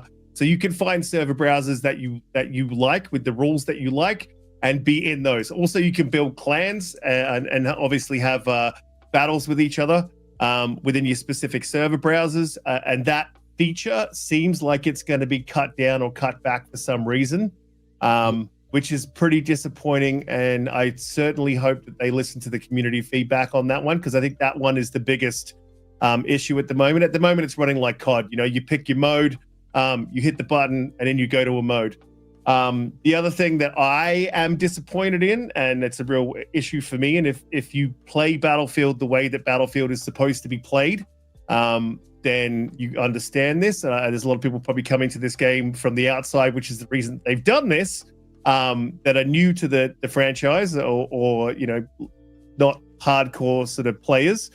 And that is that they've opened up the classes. So each class has a specific weapon with a specific set of perks, and also has a specific set of equipments. So like your support class in this one is it's LMGs. You have heal packs and ammo packs that you drop on the ground, and you can quick revive anyone in the game. You can revive anyone in the game. You can revive any one of your squad members if you're like whatever class you are, but you can't revive everyone, and you can't do it with the paddles, the quick revive. So, and what they've done is they've opened up the weapons.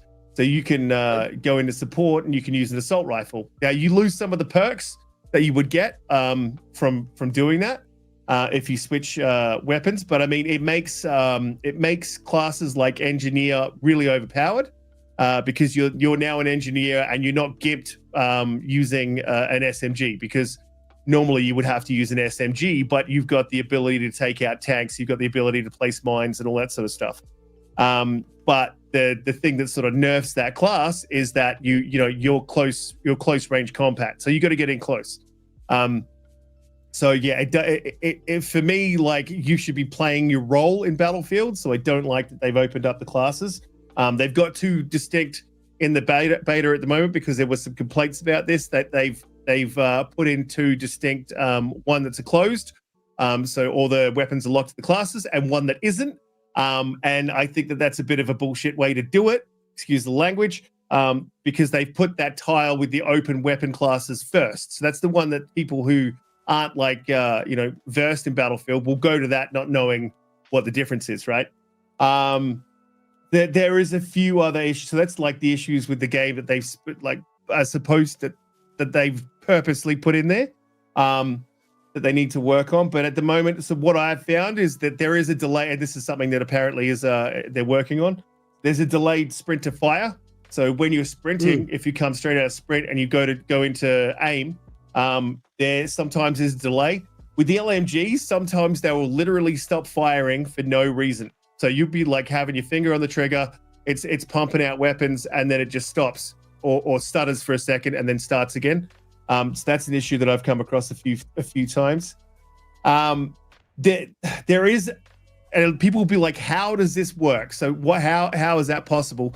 But the time to kill and the time to death aren't always lining up. So there's always been netcode issues with Battlefield. Apparently they built this one from the ground up. They shouldn't have any of the legacy netcode issues, but it is slightly off where the TTD and the TTK aren't currently matching up. So that is an issue I believe that they are aware of and are working on. One of the things that I find is really important in these FPS games for me, just to understand how my system's running, and how my net's running, is to have an FPS counter and a ping counter. So I know what I'm wrong. So like, you know, if I'm having problems in a game, I know it's because my ping's a bit high. I need to find another server, or I know, you know, or my FPS is like stuttering all over the place. So I know it's that issue. It's not the net issue. It does have that stuff, but it's a full bar at the top of the screen, which is distracting and hard to see. What they normally have is just your FPS counter and ping counter up in a corner. I would love to see that come back. I haven't heard many people complain about that. However, one of the other ones that I found was really interesting, that was odd, and I didn't realize it was happening until I started playing around with the scopes, is that the scopes aren't reading correctly. So it's saying it'll be like 1.5 zoom, and what you've actually got is 2 times zoom. And then you go to the 6 times zoom, and it will be like 1 time zoom. And you're like, what's going on here? There's something wrong here. But all the scopes are there. You've just got to figure out which one's got the right zoom. They're just mismatched. Weird. They're just mismatched. Yeah, it's really weird. Yeah. I don't know why that is, but apparently that's a known problem as well. Zoomception. Let me ask you, Riskit, and I want to drag on because I know I want to get Holly's thought too, and yours as well. But the whole browser situation, and you just mentioned the whole seeing your counters as far as your frames per second. On gaming PC, I never have that on. I know some PC heads are like, oh, I got to see my frames per second. I don't want all that clutter on my screen, but I get it if you're playing something like this. And for you guys, is it kind of region specific where you all have these issues as far as ping and all that go? And that's why you care for the browser, because it enables you to like pick better lobbies and things like that are more full. And is that what it is? Yeah. So EA has host servers in different regions, and my region's Oceania. So that's like the Kiwis and us, and I think a little bit of Indonesia as well. So it encompasses all of that. And we might get some South Koreans in there and stuff like that as well. So, and then not all of those servers are equal. So like some will be in Sydney and some will be over in Indonesia. And you don't want to get the Indonesian ones. You want to get the Sydney ones if you can.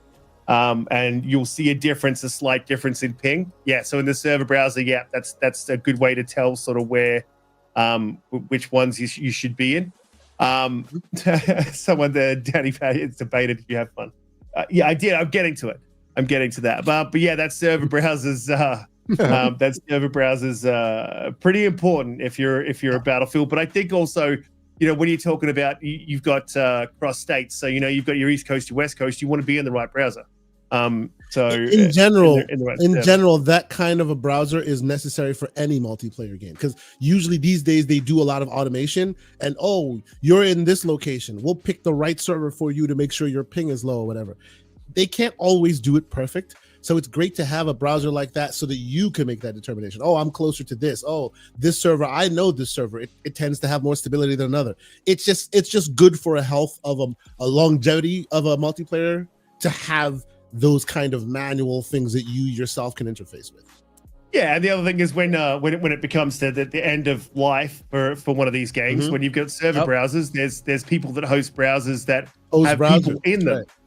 Yep. So you can still find games going forever. That's right, absolutely. Yeah. So then people can attach themselves to the servers. So now they become the next server location or whatever, and then the game lives on without the official servers. Always good to have that. That's great. Which is really, really good. But it's something they've been trying to get away from since Battlefield 5. They tried to push away from it. There was complaints. They had to do it again. 2042, they did have a server browser. They didn't have it initially, but they buried it in one of the portal menus. Honestly, 2042, you can't even talk to me about that game. That game is absolutely horrific. Everything that they did, they just did it wrong. So yeah, they've been trying to get away from it. I don't know why or what the issue is, but we'll see. Operation Metro, I love that.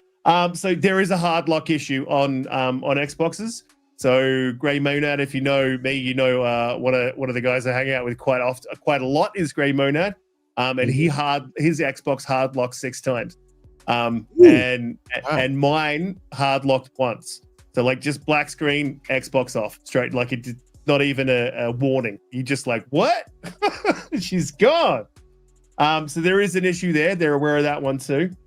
Okay. Now, the map balancing, this is something that the Battlefield gets really, really right and gets really, really wrong. This particular map that you're showing on the screen now is fine with Conquest and a lot of the modes, but they haven't really thought out. Let me get to the good stuff. they haven't really thought out the map balancing when it comes to breakthrough, which is a mode that where you push forward, you take 2 points, and then you can push forward, take the next 2 points, push forward. It's very much like an actual war where you're trying to gain ground. This particular map, it's real easy to lock people in their spawn at the start of the game. Like it doesn't happen every game, but it is really easy to do it. And it's a bit of a sniper fest. So there is some map balancing issues. Class balancing is bang on. They got the class balancing right. I'm not overly keen on the fact that they're switching the spawn beacon, which is a beacon you can spawn in on, to assault, because I feel like you can push forward with assault, drop a spawn beacon, spawn in from there, and keep pushing forward that way. And I feel like that might break some modes, but that'll be interesting. But on the whole, they have 110% balanced these classes right, and it's good to see a return to classes. The gunplay is, aside from some of the TTK and TTD, when it's working well, it is absolutely solid. Like for a Battlefield, it's probably the best. It's probably the best TTK I've seen. Weapons wise, there's a good spread of weapons. They all play really, really well. They're visually, to be able to see, there has been some issues in past Battlefields because there's a lot going on. Visually, it was difficult in Battlefield 1 to begin with, and Battlefield 5 and 2042 to see the enemy at a distance. This is not much of an issue. I do have some issues with the sniper glint. I think it's a little bit too much. They need to have it, but they don't need to have it so crazy. But yeah, honestly, that's the problems that I have with the game. But the overall gameplay, the feel of I mean, this shotgun's ridiculous. Like you can smash someone halfway across the map with it, but they'll fix that. This is Battlefield like at its absolute best. They've gone back to Battlefield 3 feels and Battlefield 4 feels, and it just has that modern twinge to it. And I know that Holly was saying earlier on today on the Infinite, or yesterday for you guys, that it feels like a 2017 game, and that's what we wanted. We wanted the proper Battlefield. Tanks feel amazing. They don't feel overpowered. They don't feel underpowered. If you're working in a squad, this game absolutely shines. You need to be working in a squad. You need to be having that guy who can heal you. You need to be having that guy who's spotting out tanks and dropping tanks from a distance. You need all that stuff. Risk it. Dorian Gray is asking how much money they paying you for this beautiful ad you're giving them. Look, you have to understand that I was ranked number 3 for the engineer class in Australia. Oh wow! For 2 of the Battlefields. So like we're speaking to a ringer. Okay, I feel you. Yeah, I was a very, very dedicated Battlefield player. I did not play anything else. I only played this game. And if there's anyone who would like absolutely like, Battlefield 1 was the last decent Battlefield game. Everything they did after that was absolutely horrendous. They made some terrible decisions. It is great to see that they're back. This is not a CoD game. So if you're a CoD player, you don't play this like you play CoD. And will this compete with CoD? I think there'll be some crossover, but this is not a game that's here to kill CoD. And it's when they started to look at CoD as competition where they really, really went wrong. What they should be doing is being the best Battlefield that they can be, and I feel like that they have done that. At the moment, it's early days, but at the moment, it feels like they are being the best Battlefield that they can be, and that's all they're worrying about. Can they hit the 100 million players? I don't know, man. But if there is a Battlefield that can, then it's this game. It is this game. I just want to throw it out there to your point on that. You know, if you all hadn't noticed or looked yet, there was an update. They said right now, Battlefield 6 open beta has surpassed 438K concurrent on Steam. It's over 475 now. Oh wow! So there you go. Yeah. So I think they can do it. I hadn't heard your beautiful voice in a while. Tell us your experiences with it a little bit. Like I know you've been playing it as well. I have. I guess Risk It and I come from very different places about Battlefield on the whole. So, CoD and Battlefield, while they are both milsim, genre-ish, they're very different games, right? So this whole idea, it's funny because I tweeted a week ago or so, like, because Jess was like, which one's gonna win? And I was like, in all reality, like, Damn. This argument comes up every time, right? Every time there's a Battlefield, this argument pops up, and it's not really an argument to entertain to me because they're just very different, right? And they never should actually be competing against each other for viability, because I think most people who play milsims probably want to play both.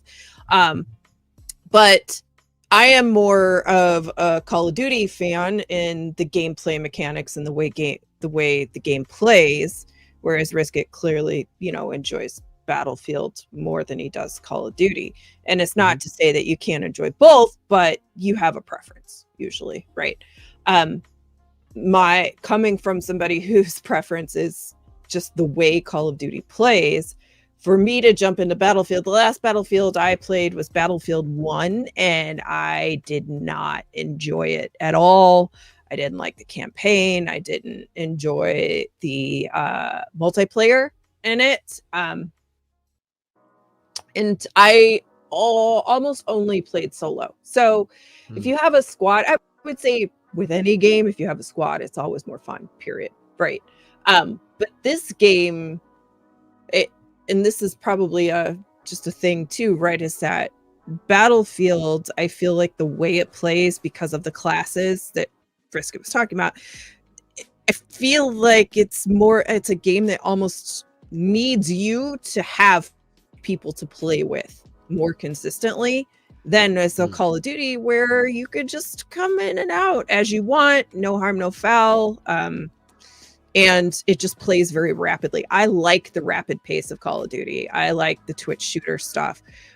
Battlefield is not that. Although I would say it feels to me, and not as a Battlefield pro, so don't get mad at me, but it feels like they sped it up just a little bit,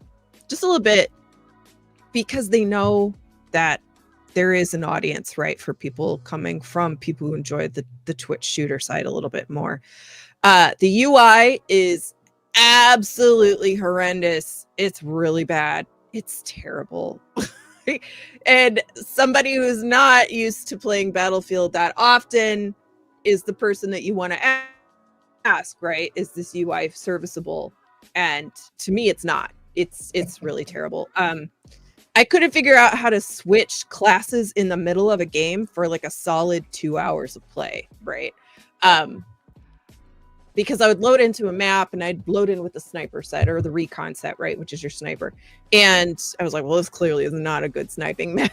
So I was trying to figure out how to get out of it. The only thing I could figure was, well, just change my main gun right now, because I can't figure out how to change classes. And eventually I got to it. The game relies a lot of the game relies on people actually being willing to play their classes if you're loading in without a squad, and people don't really do that.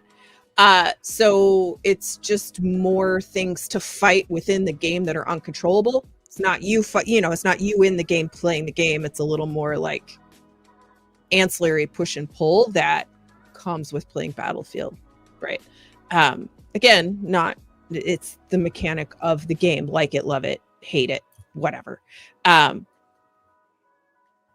didn't have any issues. I played on the Series X. I had no issues with my Xbox dropping it, hard locking or anything like that. None whatsoever. So I don't know why that happened.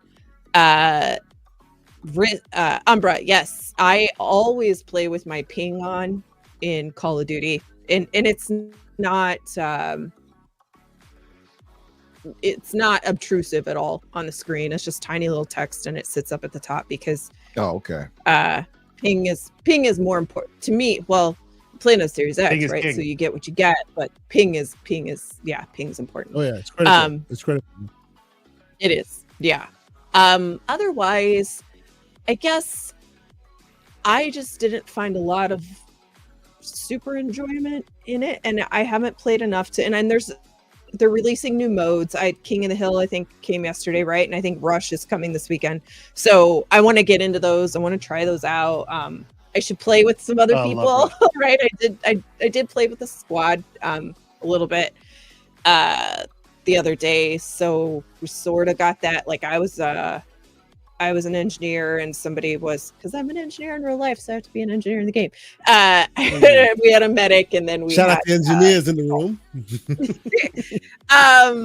And so I guess my overall take is they're very different. And coming from the COD community, people are fed up with COD. And the problem is, we talked about this last night, Call of Duty, the reason that the reason that people are fed up with the way it looks and the aesthetics and all that stuff, but still stay, is because the game is good at its core. The functionality, they have everything down when it comes to gameplay mechanics, the movement. Even with bringing Omni movement in this year was a very big deal. The game just plays freaking fantastic, and the campaigns are top notch. Massive blockbuster style movie style campaigns. They're fun, they're engaging, they're very good. The gameplay is quick in and out. You don't have to have a friend online. You can, it doesn't really matter. They have zombies, right? Like the actual gameplay of COD is king. It's superior. The problem is that they have just lopped all this lipstick and filler and Botox and butt jobs and all this stuff right on top, and it's Beavis and Butthead. Butt jobs. What do you mean, like BBLs? They're doing all the plastic surgery. They're doing all the plastic surgery that nobody wants. BBLs and bullets. That's what you tell us. Yeah. Trying to bring in, they're trying to bring in the ADHD crowd. They're trying to bring in the kids who like to pull them off of Fortnite, right? They're just trying to bring in as much as they can and just have everybody in. And I think I would just love for them to just pull it back a little bit, or at a very minimum, put a toggle on. And this is not a moratorium on Call of Duty, talking about the Battlefield beta, but it does, like, you do have to have this conversation, right? Because even Vince Zapilla has been talking about how they're not going to COD it up, right, on their aesthetics. But at the bare minimum, Call of Duty really should at least implement some kind of toggle where you could just turn off looking at Nicki Minaj shooting you with a gun that shoots bright pink, or Cheech and Chong shooting me and me turning into a human-sized blunt and falling dead on my face, right? Like, I'm tired of that stuff. I don't want to see it. I'd rather see a bunch of stock skins running around, and they should do that for the people who don't want to see it. Now, I am guilty. I have the unicorn skin. I adore it. I love it. I stick out like a sore thumb on the map, so it's a detriment to me, but I enjoy it, right? And I have the Beavis and Butthead skins because, and they're great because they do run around the map. They scream like crazy when they're getting shot at. Like yeah, they do. They do. It's ridiculous. So you're part of the problem. I am, but I am also fine with them just getting rid of that stuff in the future. You know what I mean? Like, I have no problem with most of that stuff going away, or at least toning it down, right? And having it a little bit closer to what the game, the core of the game should look like. Having said that, you think they have Battlefield to do it, because of the whole Fortnite situation now, like you said, capturing that audience? Do you think they need to do that? I don't think they need to do it, but I think that it sells. And whoever is doing their black sell, like, I used to buy every season pass, but the black sell stuff that you buy and you spend money on, it just doesn't look good. It's not even attractive anymore. Sorry, that might be me, but it's not even, like, it just looks ridiculous every time. And it just kind of like tops itself. And you're just like, okay, like, I don't even want to race to the bottom, right? Yeah, it's like, I don't even want all this extra stuff, but I want the guns that you have in the battle pass, right? Now I have this stupid skin I will never wear because I think it's ugly, but at least I got the guns. So, Holly, I was talking. We were in the Discord, and Slow-Mo was showing us his what do you call it? His collection of skins for Fortnite, right? And it really like, because I'm not that much of a Fortnite player. I don't play this as much, but it really showed me something, right? Like the characters they choose, or even how they crystallize their world, allows for a lot of different characters to kind of live together in their new kind of cartoony art style. So like you can have like Metal Gear next to Witcher, next to Halo, next to, you know, all the weird, next to, you know, the freaking Power Rangers, and they all kind of work to various degrees. To me, I'd say Master Chief looks a little weird there. I'd say like Garroth looks a little weird, but by and large they work, right? The thing that I've noticed is they haven't, at least with Call of Duty anyway, they haven't worked to create that visual language that lets them all live together. So like BBLs stick out. Right. Literally. I didn't mean that. You know what I mean? Like Beavis and Butthead just look odd. They literally stick out. Okay. Yes. Yes. You know what I'm saying, right? I think maybe that's the fundamental problem here. If they want to compete with Fortnite in a real way, they need to do the work to create a visual language where they all can kind of live better together. And they haven't done that. You're absolutely right. But the difference too is that Fortnite was literally built with a cartoon skin to begin with, right? That's the aesthetic of the game. And it was built to bring in kids. Yeah. Right. And a younger audience. And it's always been designed that way. And when they do bring in a new skin, it still has that same aesthetic of the skin, right? Like you're saying, right? Everything sort of is cohesive. It all has a design lens. Yes. Call of Duty was not started that way. And now they're trying to like shove a square peg in a round hole, right? And so you're right. Like this last time they added this thing called like CoD Tunes Pit or something like that, where the maps were all cartooned, skinned, same maps, right? But they put a cartoon skin on them. And they had some rewards for if you went and played in that group of maps. And so I guess you could do something like that, but really what they should do, and you're absolutely right, is have COD and then have COD tunes or whatever you want to call it, right? And have a whole wing of multiplayer for all of that stuff. And then you could even make it more goofy, right? Or more bouncy, kind of like or Fortnite you could just play Battlefield 6, you know? Where it has the real military simulations going on, the real stuff happening. There you go. If you don't want that BBL edition, you know what we got for you. Battlefield. I just don't. Yeah, and like Battlefield should never be Call of Duty, and Call of Duty should never be Battlefield. They have their own space. They need to keep their own space. They should all be allowed to live in their own space. Yeah, they should, and do different things, right? And they do different things, and that's good. That's a great thing, right? My only, I guess, I thought it played very well. The gameplay is good. I disagree with Riskit about the sniper glare. I don't think it's that big. I don't think it's that big a deal. But the one thing I will say, just coming from an outside perspective, casual Battlefield player, is that it does, and this is what he already said and stole my thunder about what I was going to say, but from my perspective is it has basically taken 3 and 4 and just put some new graphics on it, right? And brought it to today. And that's probably a great thing for the Battlefield core audience. Not denying that, right? And it is good for them to just have a game that works. After 2042's launch and the rough time that they had with that, they need to have a solid game. So I understand playing it safe. I understand bringing it back to the absolute core, right? And let's just get a game that's good so people have a great taste in their mouth again about Battlefield. But from the other perspective is that 2042 really excited me more than I think any other Battlefield game I've ever had, because it looked so good, right? They just didn't execute it right. But it had innovation. and it had new ideas, right? And it had a new aesthetic that was unique, and it looked great. It just didn't work. Yeah. This one has nothing that looks like it's innovating or 2025, right?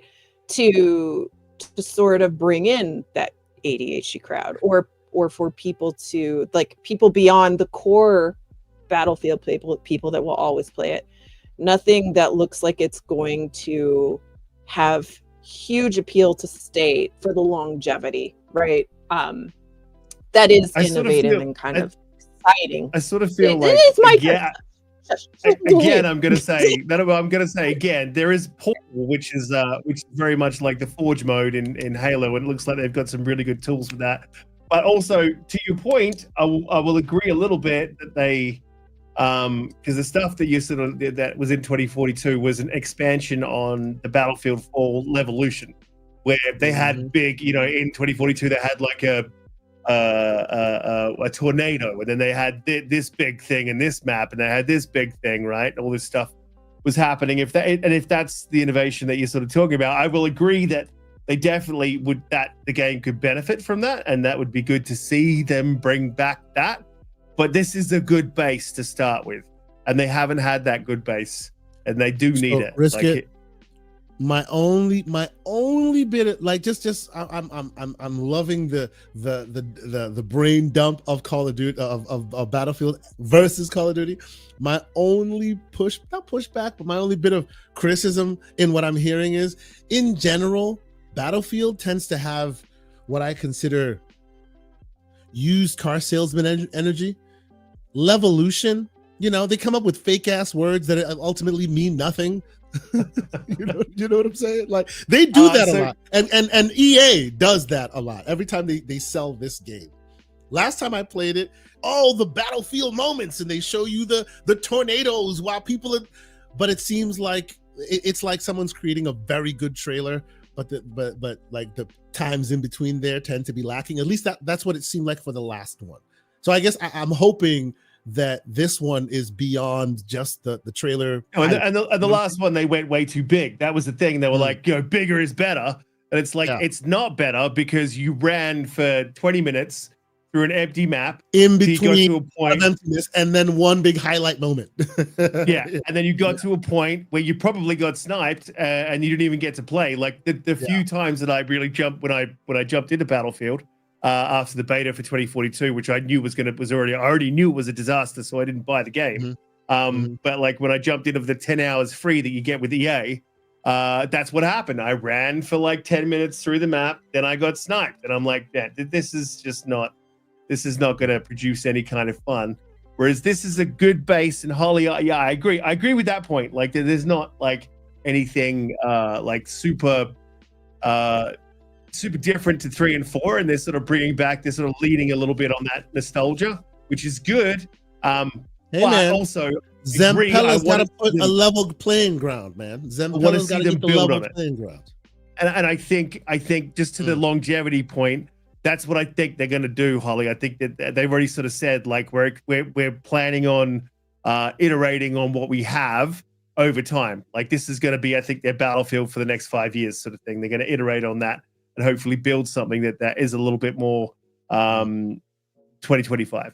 I'm hoping, but it's pretty solid, man. It's that solid that I recommend that everyone burn their COD discs and just jump straight to Battlefield. Burn their COD discs, he says. It is tough. All right, on that slanderous point, let's pause for some giveaways, and let's do some super chats and a couple giveaways, and we'll get back to it. I love the Call of Duty talk. Before we get out of here, though, I do want to touch on some odds and ends that I think are permeating the zeitgeist that I want to hear your opinions on, because man, oh man, there's some fun being had in our Discord. By the way, join our Discord, cheap plug.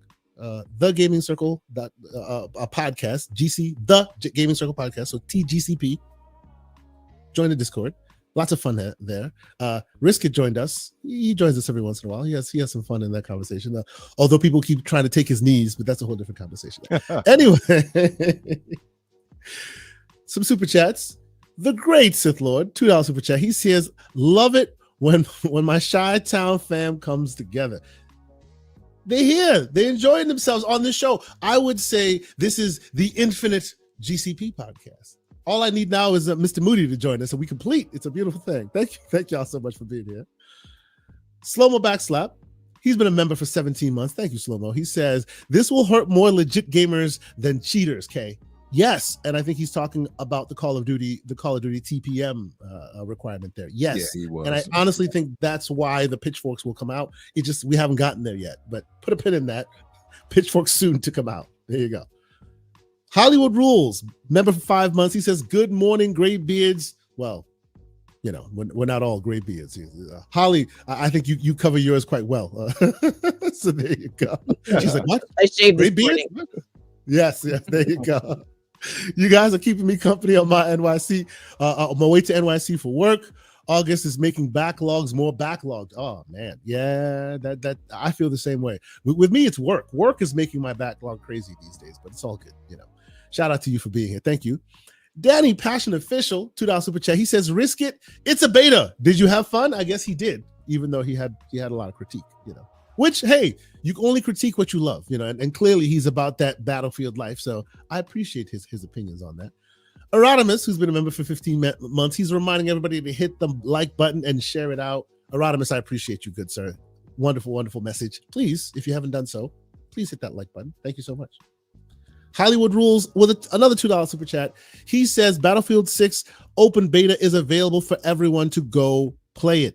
Actually, before it's done, I might try and play it today if I can. We'll see how it goes. But yes. Yeah, same. I'm going to jump on it today. Yeah, I might jump on it today and see what I get. And then Hollywood Rules again with a $2 super chat. He says, CoD is my drug of choice. LOL. But I will play Battlefield 6. Well, there you go. Right? Everybody has their preferences on where they play. It seems like Risk It is far more Battlefield and Holly is far more Call of Duty. Holly, I will ask you this before we move on. Has it been, and this is just me noticing the environment, have you noticed that Call of Duty is now like the favorite multiplayer to dump on? Like a lot of people dump on Call of Duty. Like a lot of people. I hear it all the time. It's unfortunately because I know you play it a lot. It is. That's the unfortunate part is like nobody ever picks on the gameplay, how the game works, any of that stuff because they can't because they've perfected it. Right. But they've done such a disservice to their own quality, like their own reputation and quality, right? By just the shameless cash grabs with all of the cosmetics and stuff that, and again, they, like you pointed out, right? They could do it. They just haven't managed it correctly. Right. So it's, I don't know. I feel very sad for Call of Duty because the product is absolute perfection and quality. They just have done it to themselves. They haven't done it well. Yep. I agree with you. I also do think, and the reason why I'm keeping an eye on it, this is my slanderous purview, as Aaron was about to say, of course, because it's now owned by Microsoft. That's what I was thinking. Like, I don't play these games, so I don't know. That's why I'm asking those who play. But I'm like, as soon as that guy, they were owned, now they're the worst game ever made. Like, calm down, people. What's going on? Yeah. Even though everyone's been like this for a while, though. Okay. Yep. Okay. I will also say, shout out to the Infinite Umbra in the chat, doing the Lord's work, dropping mad codes. I'm actually doing similarly as well. If you happen to see it, how about you grab the code? If you would redeem it, let Infinite Umbra know that you got it. We appreciate you, Umbra, for doing so. I see Middle Earth in there. I see one of my favorites, Mortal Kombat. I'm a big MK guy from way back. Fear. There's a lot of games being thrown in the chat, and of course, not to be outdone, the great Dr. Dry Rub also assisted me in also dropping some codes. So if you have a chance to, you'll see that I just put a Steam code of Dragon's Dogma 2 in the chat. So shout out to Dr. Dry Rub. Appreciate y'all. Just want to make sure that I give him this credit. This is for Cover Me Taco, aka Ryan Ginther. He donated all those codes that I'm posting here. Just want to make sure everybody knows. Ryan. So thank you, Ryan. Appreciate you, man. Yeah. That's awesome. And on that same point, I will be dropping another code courtesy of Dr. Dry Rub. This is for me, game of generation. game of the generation. I know Risk It's going to sit there and go, cap or whatever. But it's I already know what it is. Am I dropping? I'm dropping GOG's version of Cyberpunk 2077. No, trash. Yeah. Nice. Don't download Nice. that. One of the best games ever made, ladies and gentlemen. Even if you don't own the fabled handheld, how about you grab that code now? So when you get a handheld, the first game you're playing is one of the greatest games ever made on your handheld. It's right in the chat. Terrible. Yep. That's exactly right, Rob. All Worst right. game ever made. So the worst game in the world. Yes. Worst game ever made. Anyway. So, okay, before it is an excellent game. It is an excellent game that was bogged down by lots of, technical blah, blah, blah. But, at this point, I think more people should play it. It's great. It's a great game. All right. So let's get to one or two more stories and then we'll get out of here because I don't want to belabor it too much longer. We had a bunch of PlayStation news, a lot of, another cheap plug. We have these discussions on our Discord all the time. What PlayStation's doing, what Xbox is doing, blah, blah, blah, blah, blah. Right? I've been famous or infamous, if you will, as saying, don't listen to what PlayStation says or does. Look at what Microsoft did like 4 years ago, and you will see what PlayStation is doing. And here we are. I really want to get people's senses of it because I know that it's a lot of conversation that's happening in the community. It looks like by some conversations they've had, we've seen their numbers, as it were, the financial numbers. We're not gonna go through that. Who cares about their numbers? They're making money. Congratulations to them. But it looks like they are now, quote, moving away from the hardware platform to a community platform, a community model, meaning TLDR, we're doing what Microsoft is doing. So what do we think? I hear some people are still fighting the good fight saying, nah, fam, there's nothing changed here. I don't see anything. Everything's the same. And then others are going, oh, it's over. Risk it, sir. You seem to be one of the last holdouts. You're buying a PC for non-gaming purposes. Good luck with that one, by the way. What do you think of this news? Well, look, I do got to get out of here, so I'll make this my exit as well. Mm-hmm. But there's been a lot of conversation in the community about this, and my thoughts haven't changed. Holly's probably going to roll her eyes if you want to zoom in. But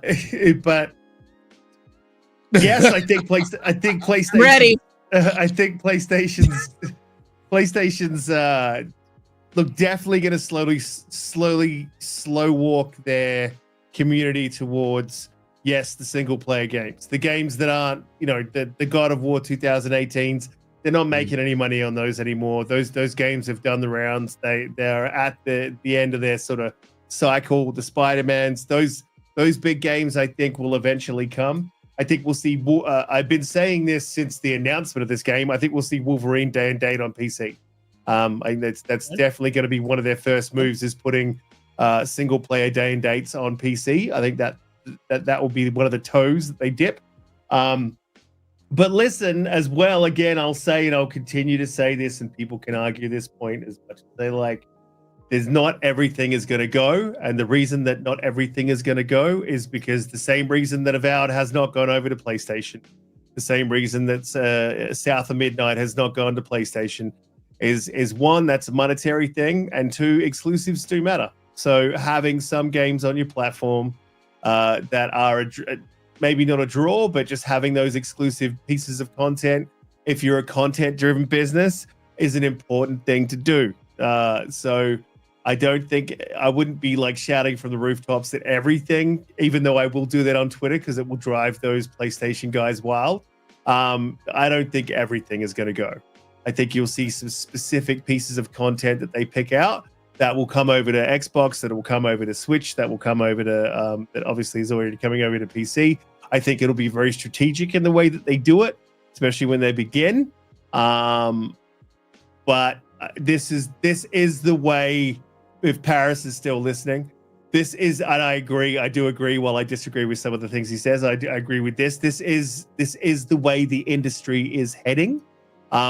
However, for anyone to say that they know like how this is going to end up, and that they know that this is not going to end up in some sort of a console monopoly, or it's not going to end up in a console monopoly, for anyone to say that that's definitely not going to happen, they're full of shit. They don't know.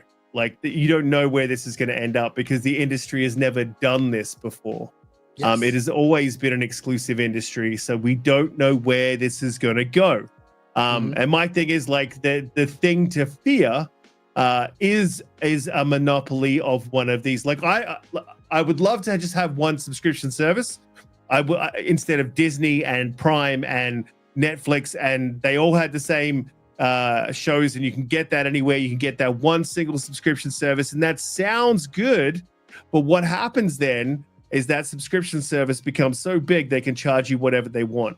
So what you think you're going to save by having that one subscription service, you probably lose on the back end because that subscription service becomes a monopoly. Now, that's the thing to fear about consoles. If you're a console player, and is the worry that, you know, one of the consoles stops being made, and then you only have one choice of a console to go to. Now, for a lot of people, they'll go to PC, and that's fine. But that is a concern, and that is my main concern about the direction of the industry. So whilst I can 110% accept, like, where the industry's going, I can also definitely have those concerns, and they are not related to me rubbing it into the PlayStation fanboys. This is the way that I have always thought about the industry. And until I've been proven wrong, and when I am, I will say, until I've been proven wrong that this is a strategy that works and works for consumers on the back end in the long run, then I will remain slightly skeptical until we get there, because we're not there yet. Okay. Yeah. Okay. So that's sort of where I'm at with all of it. How do you and I know Risk It, you have to bounce. Let's get you out of here, sir. I know it's way past your bedtime, most likely at this point. I always feel bad whenever I see you on American time on a podcast. It is what it is. Risk It for the Biscuit, the host of the Infinite Podcast, which is weird because Infinite Number is here too. How you hosted his podcast, but that's neither here nor there. Exactly. Tell us where we find you. Tell us where we keep up with your ongoings this week, sir. Yeah, man. Well, I'm hoping to stream some more Battlefield, so that's keep an eye out for that, because I was definitely not at my best when I first streamed it, so I'm starting to get into more of a feel. I've got a bit of a squad going. My son's come back. One thing this Battlefield has done for my son is he has gone away from gaming, and he's been gone for probably a good year, where he's been struggling to play anything that he's liking. As soon as he jumped into this, he was all in. Like, he's like messaging me like, "We getting on tonight, Dad? What's going on?" So like, this has brought him back. So this is good to see. So I'll stream a little bit more of that, hopefully, with the squad. And yeah, you can find me on Twitter, revving up the PlayStation Nation, and you can find me over on the Infinite Podcast, 8 p.m. EST Fridays. Hopefully live. We'll see what happens. We're going to talk about a pre-record. We'll get there. But yeah, thanks for having me on, man. I super appreciate it. Any chance I get to talk about Battlefield is a good chance, and I will take it every single day of the week. So thank you, sir. It is a pleasure having you on. I would love to have you on more. I just feel bad asking you to come on, because that means you're way past your damn bedtime, man. I feel bad about it, but thank you so much for being here. We appreciate it's so good, man. Your Battlefield knowledge. You really lent a lot to the show, so thank you so much, man. And I'm sure we'll see you again soon. Yeah, man. It sounded like you should do a little video edit of that, Risk. Yeah, he should be doing Risk It's Battlefield tutorials, or you know, helping people get into it. It's a good thing. You have skill for it, sir. Yes. Yeah. I love the game. I love the game. Catch you guys. Get some sleep, man. Yes. So, Holly, your turn. I want to ask what you think, because, you know, some of your panel members may be on the slanderous side. Maybe they're trying to agitate their friends, their frenemies and whatnot. I don't get that energy from you. So, and you are in this community. You hear a lot of that same stuff that I hear. What do you think of basically between roles being shown off and financial numbers being known and them literally saying it with their mouths? What do you think of PlayStation basically turning into Xbox now? So yes, you're absolutely right. I have zero tolerance for console war nonsense, which is why Risk It. I fight a lot, which is fun. But I think we have a long history of seeing exactly what you said, which is that Microsoft has always kind of taken the first step, and they take the brunt of whatever the industry is going towards, and then eventually you see everybody else do it without any, well, very minimal blowback, right? So I'm not surprised at all. Like, as soon as we saw PlayStation starting to port their games to PC, granted it took a while, right? You know that at some point they're gonna see the actual financial benefit of doing that, and probably etching it and inching it closer towards the release of the game to begin with, because with any game, right, no matter, there's always a drop off in sales if you don't release at the same time, right? Because all of your marketing budget and most of what has occurred to excite people about the new game happens at that one singular point in time, right? And then they do a little bit of marketing when they drop it on PC later, but they're not going to invest the same way they did before, because the game's out. They've already got an audience that's played it. There's opinion out there, etc., right? So the closer you get that launch to the actual day launch, I think the more sales that you make. I would actually, like, I agree with you on that. And I also think that another reason that you'll see that sooner rather than later is that every time they release a game, they have to have a PR cycle, and PR cycles aren't cheap. Yeah. Now you're gonna have 2 PR cycles for PC, and then shortly after, well, console, and then shortly after for PC. The closer and closer they diverge, the less money for PR cycles you need. You can use one PR cycle dollars to hit both aspects and get all your money. If you're trying to save money, doing 2 separate PR cycles tends to be expensive, because they say PR tends to cost about as much as the game does. Yes. Right? Yeah. So that's exactly. why that was my point. Yeah. That, and then also when it's an initial launch, you have the benefit of nobody knowing how good or bad the game actually is, and you have the hype train. So then you're making a lot of sales based on best of intention or best thoughts of whatever it is, right? So when it gets to PC, people are like, well, like, I talked to my friend that played this game, and we play a lot similar games, and they thought it was just okay. So I'll wait for a sale a year after, right, it launches on PC. I waited this long, why do I care, right? So there's a lot of that too. I think that tail, right, and people knowing now where the game is. So, and then PlayStation did have, initially when they started doing this, they kind of had a reputation of having a lot of ports that didn't run the best, right? Yeah. So I think they're working through that. I think they're figuring all of that out. So the closer that you kind of close that gap, I think it's probably better financially for them, just in all kinds of ways. And it's not going to stop anybody on a PlayStation from buying the game because somebody on PC has it, right? And frankly, it's not going to stop anybody on PlayStation to buy the game if it went to Xbox day one too, right? They can get mad about it and they can say that that's going to happen, but it's not going to happen. They're going to buy the game if they want to buy the game, full stop. Yeah. Right. I saw Detective Seed's tweet who had said that he was looking at realistically seeing those the PC ports coming closer to maybe at 6 months instead of like the 12 to 18 months kind of is where it is now, right? With PC, 6 months is probably extremely realistic, and then maybe even closer, a little bit closer than that. I mean, Indiana Jones was 3 months between Xbox and PlayStation, and I disagree with Risk It on Avowed and South of Midnight going to PlayStation. They only came out a few months ago. Indiana Jones is sort of an anomaly just based on the fact that it's a massive IP, right? And it's a Disney-owned IP, and they wanted to, sort of take advantage of that and keep the sales rolling.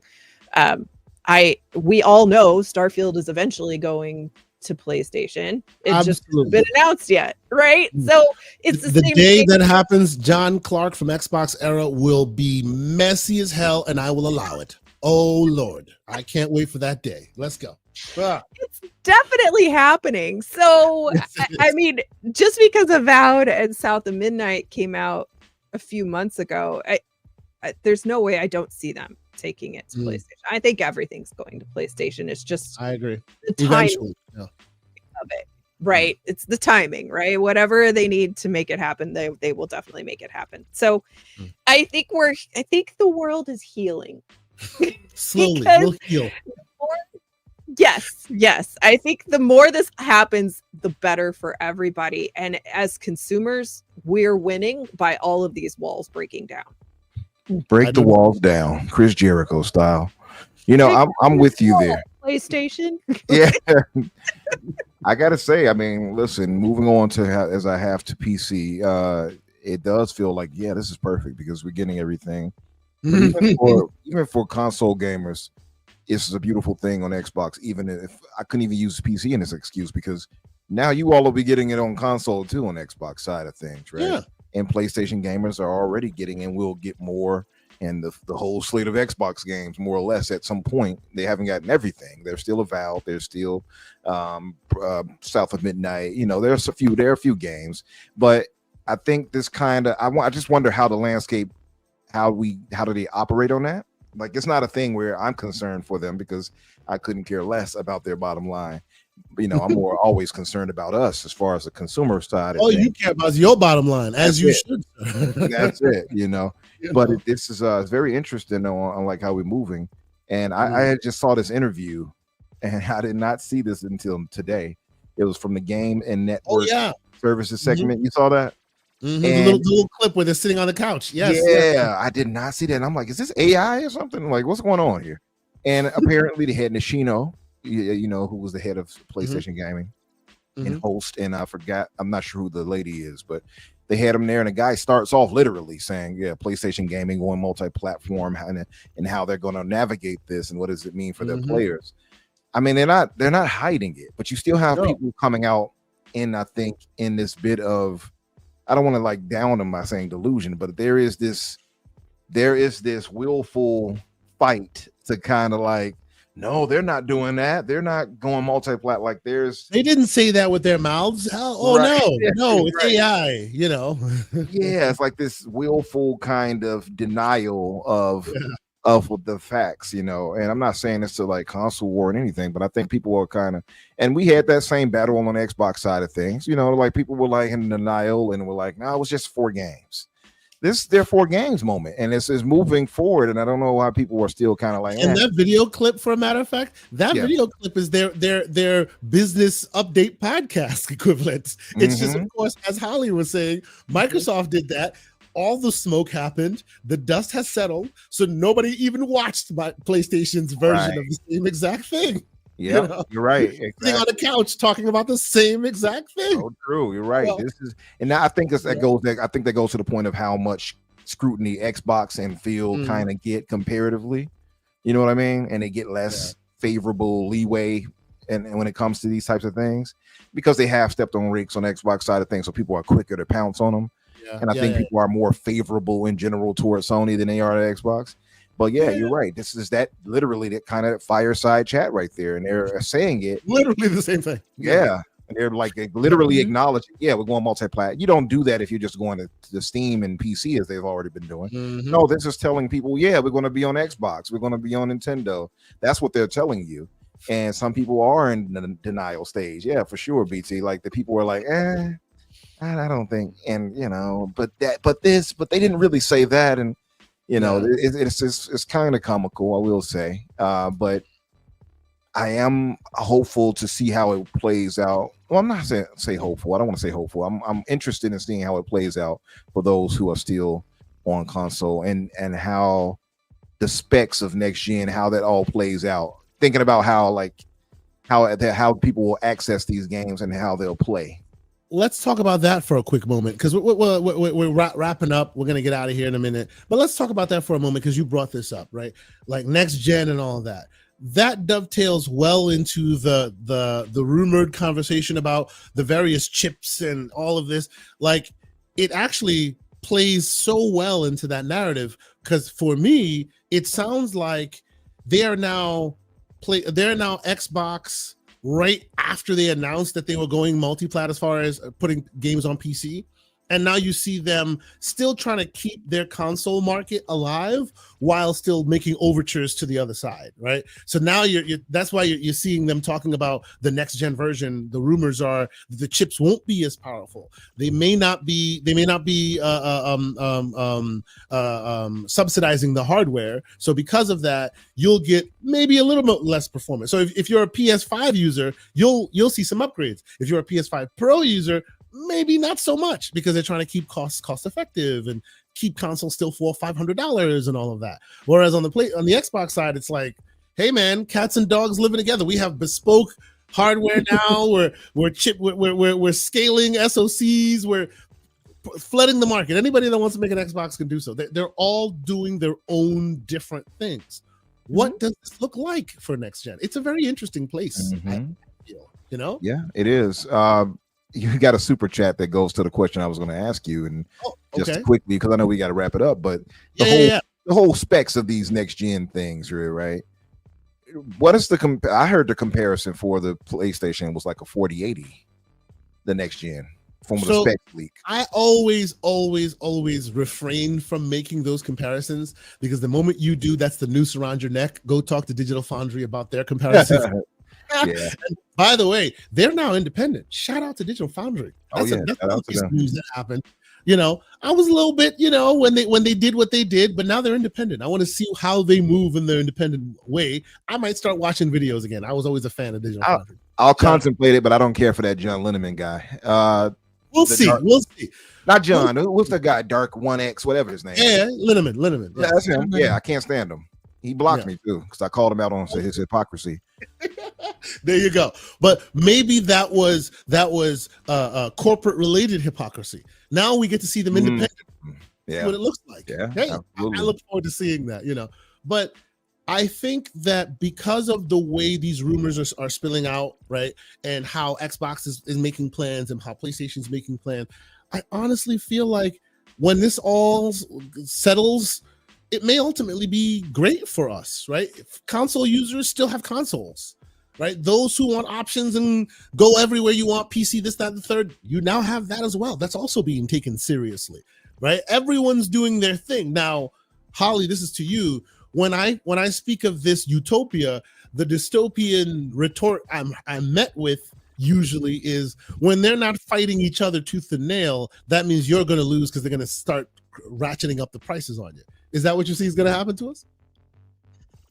I mean, generally speaking, I do understand that argument. I'm not saying it's not always wrong, but at the end of the day, PC is always going to, I feel like PC is always going to keep the market regulated, right? Because there's keys everywhere. You don't have to buy from just one storefront. That's why it's such a competitive market. And especially if we're seeing these new mythical boxes that are supposed to be PC hybrid that has all of the stores, et cetera, then that will help self-regulate the console market if the two big boys are playing extremely nice with each other. Yeah, that's a good thought. You know, I made a joke really early on this whole thing about we are the horseshoe makers, and the Jetsons just entered up our atmosphere, and then Fantastic Four came out. Go watch Fantastic Four. You'll understand what I mean when you thread that needle with that joke. Go watch Fantastic Four. Anyway, let's get the last couple of super chats done, and then we'll get out of here. The last one, the great Web Dave with a $2 super chat. He says, K Asante, what an amazing panel. Hit the like button and talk that, you know. Thank you. Appreciate you. Hey, it's 12 o'clock. We can say shit. Come on now. We're no longer in the early mornings. Say it, Holly. Say the word. Say it. She's like, yeah. And then we have Erasmus. Oh, she almost did it. Oh, there you go. There you go. That's German, for those who know. Scheiße. There you go. So, $10 super chat from Erasmus. He says, yeah. It's what? In French too. Merde. Merde. And in German, you hear it in Expedition 33 a lot. They're like merde. That means shit. Yes. Oh, they do say it in there. That's right. Mm-hmm. In Russian, it's blatz. Well, I know how to swear in many languages. Let's move on. Erasmus says, So if this this new Xbox comes out next year, which will be powerful as a 5080 a PC hybrid, having access to multiple stores, play anywhere, and Game Pass, PlayStation will be the worst place to play games. I am not so sure about that. I am not so sure. I see what you're doing. I hear what you're doing. It's obvious what he's doing. It's obvious what he's doing. Oh yeah. Do a little salt out there. I see you, Rodimus. Yeah, I see what he's doing. He's sprinkling the salt. I'll let that sit. I wouldn't say I disagree or agree with you on that one. Let us debate that one in the Discord. And Soil Tech, who's been a member 14 months, says, please hit the like and subscribe. Always with the great messages. And I agree. Great Soil Tech. Thank you so much for being here and being a great moderator. Please hit that like button. Subscribe if you haven't done so. We're towards the end of our show now, but before we get out of here, I must once again give a huge shout out to all the great people that always continue to jump on this show, to join us. The great Paris Lily who joined us, the Risk It for the Biscuit who came here giving nothing but COD and PC slander, but we still appreciate him. And of course, the great members that are on our panel right now, the awesome folks that offered codes. Shout out to the awesome Dr. Dry Rub, Cover Me Taco. Thank you so much for all your great contributions to our air. We appreciate y'all. But I'll start with you, Holly. Where else can the people keep up with your ongoings this week? We appreciate you lending your voice to these proceedings. I know the Infinite podcast is out there, but you're streaming some new stuff. Where can we keep up with you? Yeah, if you find me on YouTube, I have started making my own videos, so bear with me. I'm in the learning process. Some are better than others. But I just dropped a review for Eric's Holmes. This is my first review. I really like that game. And then I do stream. I try to stream at least 2 to 3 days a week.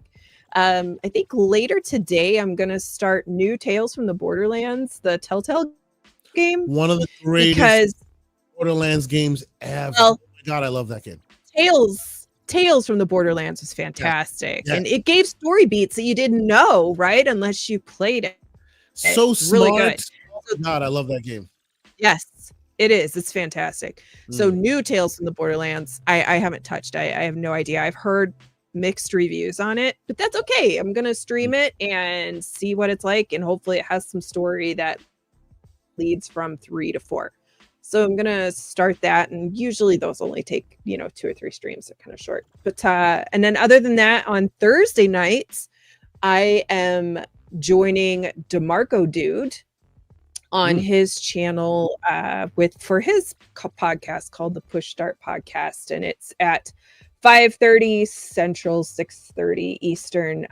He and I just talk about, we try to do more evergreen topics than just news-based stuff. And we do that for about an hour, and then a lot of times after that, we'll stream a game together, multiplayer on my channel. So, sorry, that was a lot, but that's what's happening. No, thank you, chat. It was good to see you all again, and Kazante. Always a pleasure. Such a good friend, and have a fantastic trip to Gamescom too, by the way. Maybe one day I will get people to come with me, but that's another conversation. No kind words for me. I mean. Hi, Umbra. How you doing? You let me have my coffee today, so that was nice.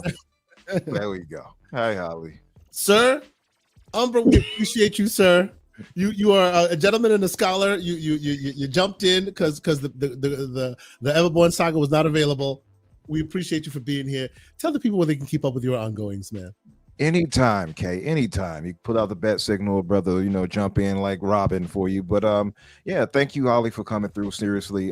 Thank you, Risk It, and thank you, Paris. We appreciate you coming through. And yeah.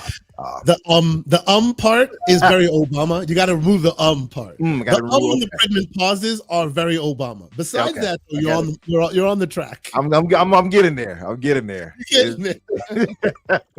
But yeah, thank you all in the chat for coming through, and like Kay said, thank you, Dr. Dryra, for always gifting. He did gift on my show as 1.2. Thank you for that, brother.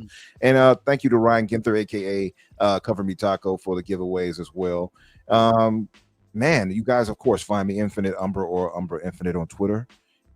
Thursdays, well, I might as well start with Tuesdays on the Xbox Factor with Boom and Jamie Moran. That's at 12 o'clock Eastern. Thursdays, The Fix at 8 o'clock Eastern with myself and Daniel J. McG. We are quickly approaching 100 episodes that Paris now has declared he won't be a part of. He wants to be specific on when that show will be. Right.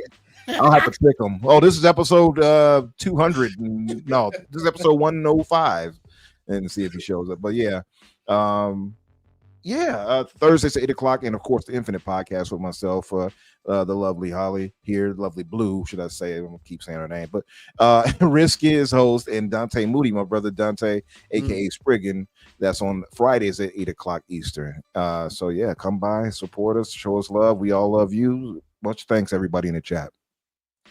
Yeah, man. Thank you so much for being here. Thank you so much for all the support and always being here every week when we put this show together.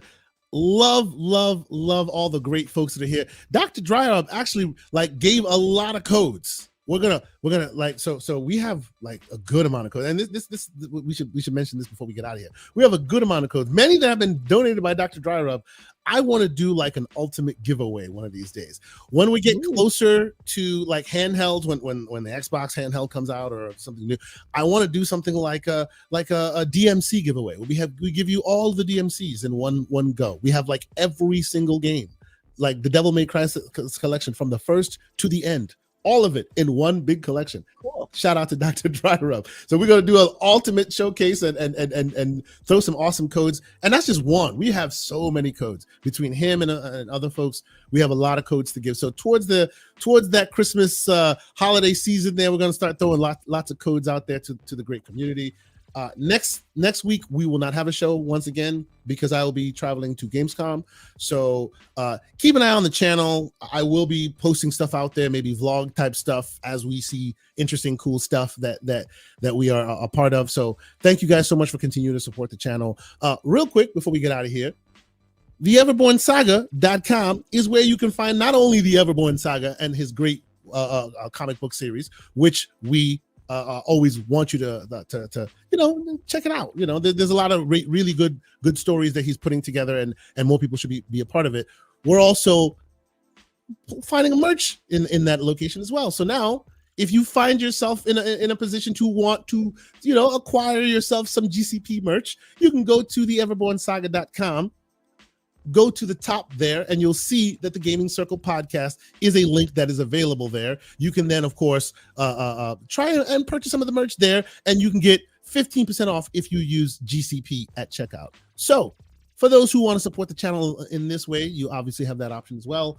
You won't see us again next week, but I will be keeping an eye out on the channels and keeping an eye on socials and all of that. So you'll be seeing me. And of course I picked the wrong one. Forgive us. If you happen to be in Discord, forgive me. If you happen to be in Discord, you'll see me a lot because as I'm in Germany and all those other places, I'll be, sharing what we're experiencing and all that. So join the Discord and you'll see my ongoings and my journeys and all of that. But I think that's it, man. I think we're done. So it's been great. Thank you, Holly, once again for being here. Thank you, Umbra, for being here. Paris, Lily, and of course, Risk It for the Biscuit. But we done. Until next week, I think that's it. Peace. Thanks for being on it.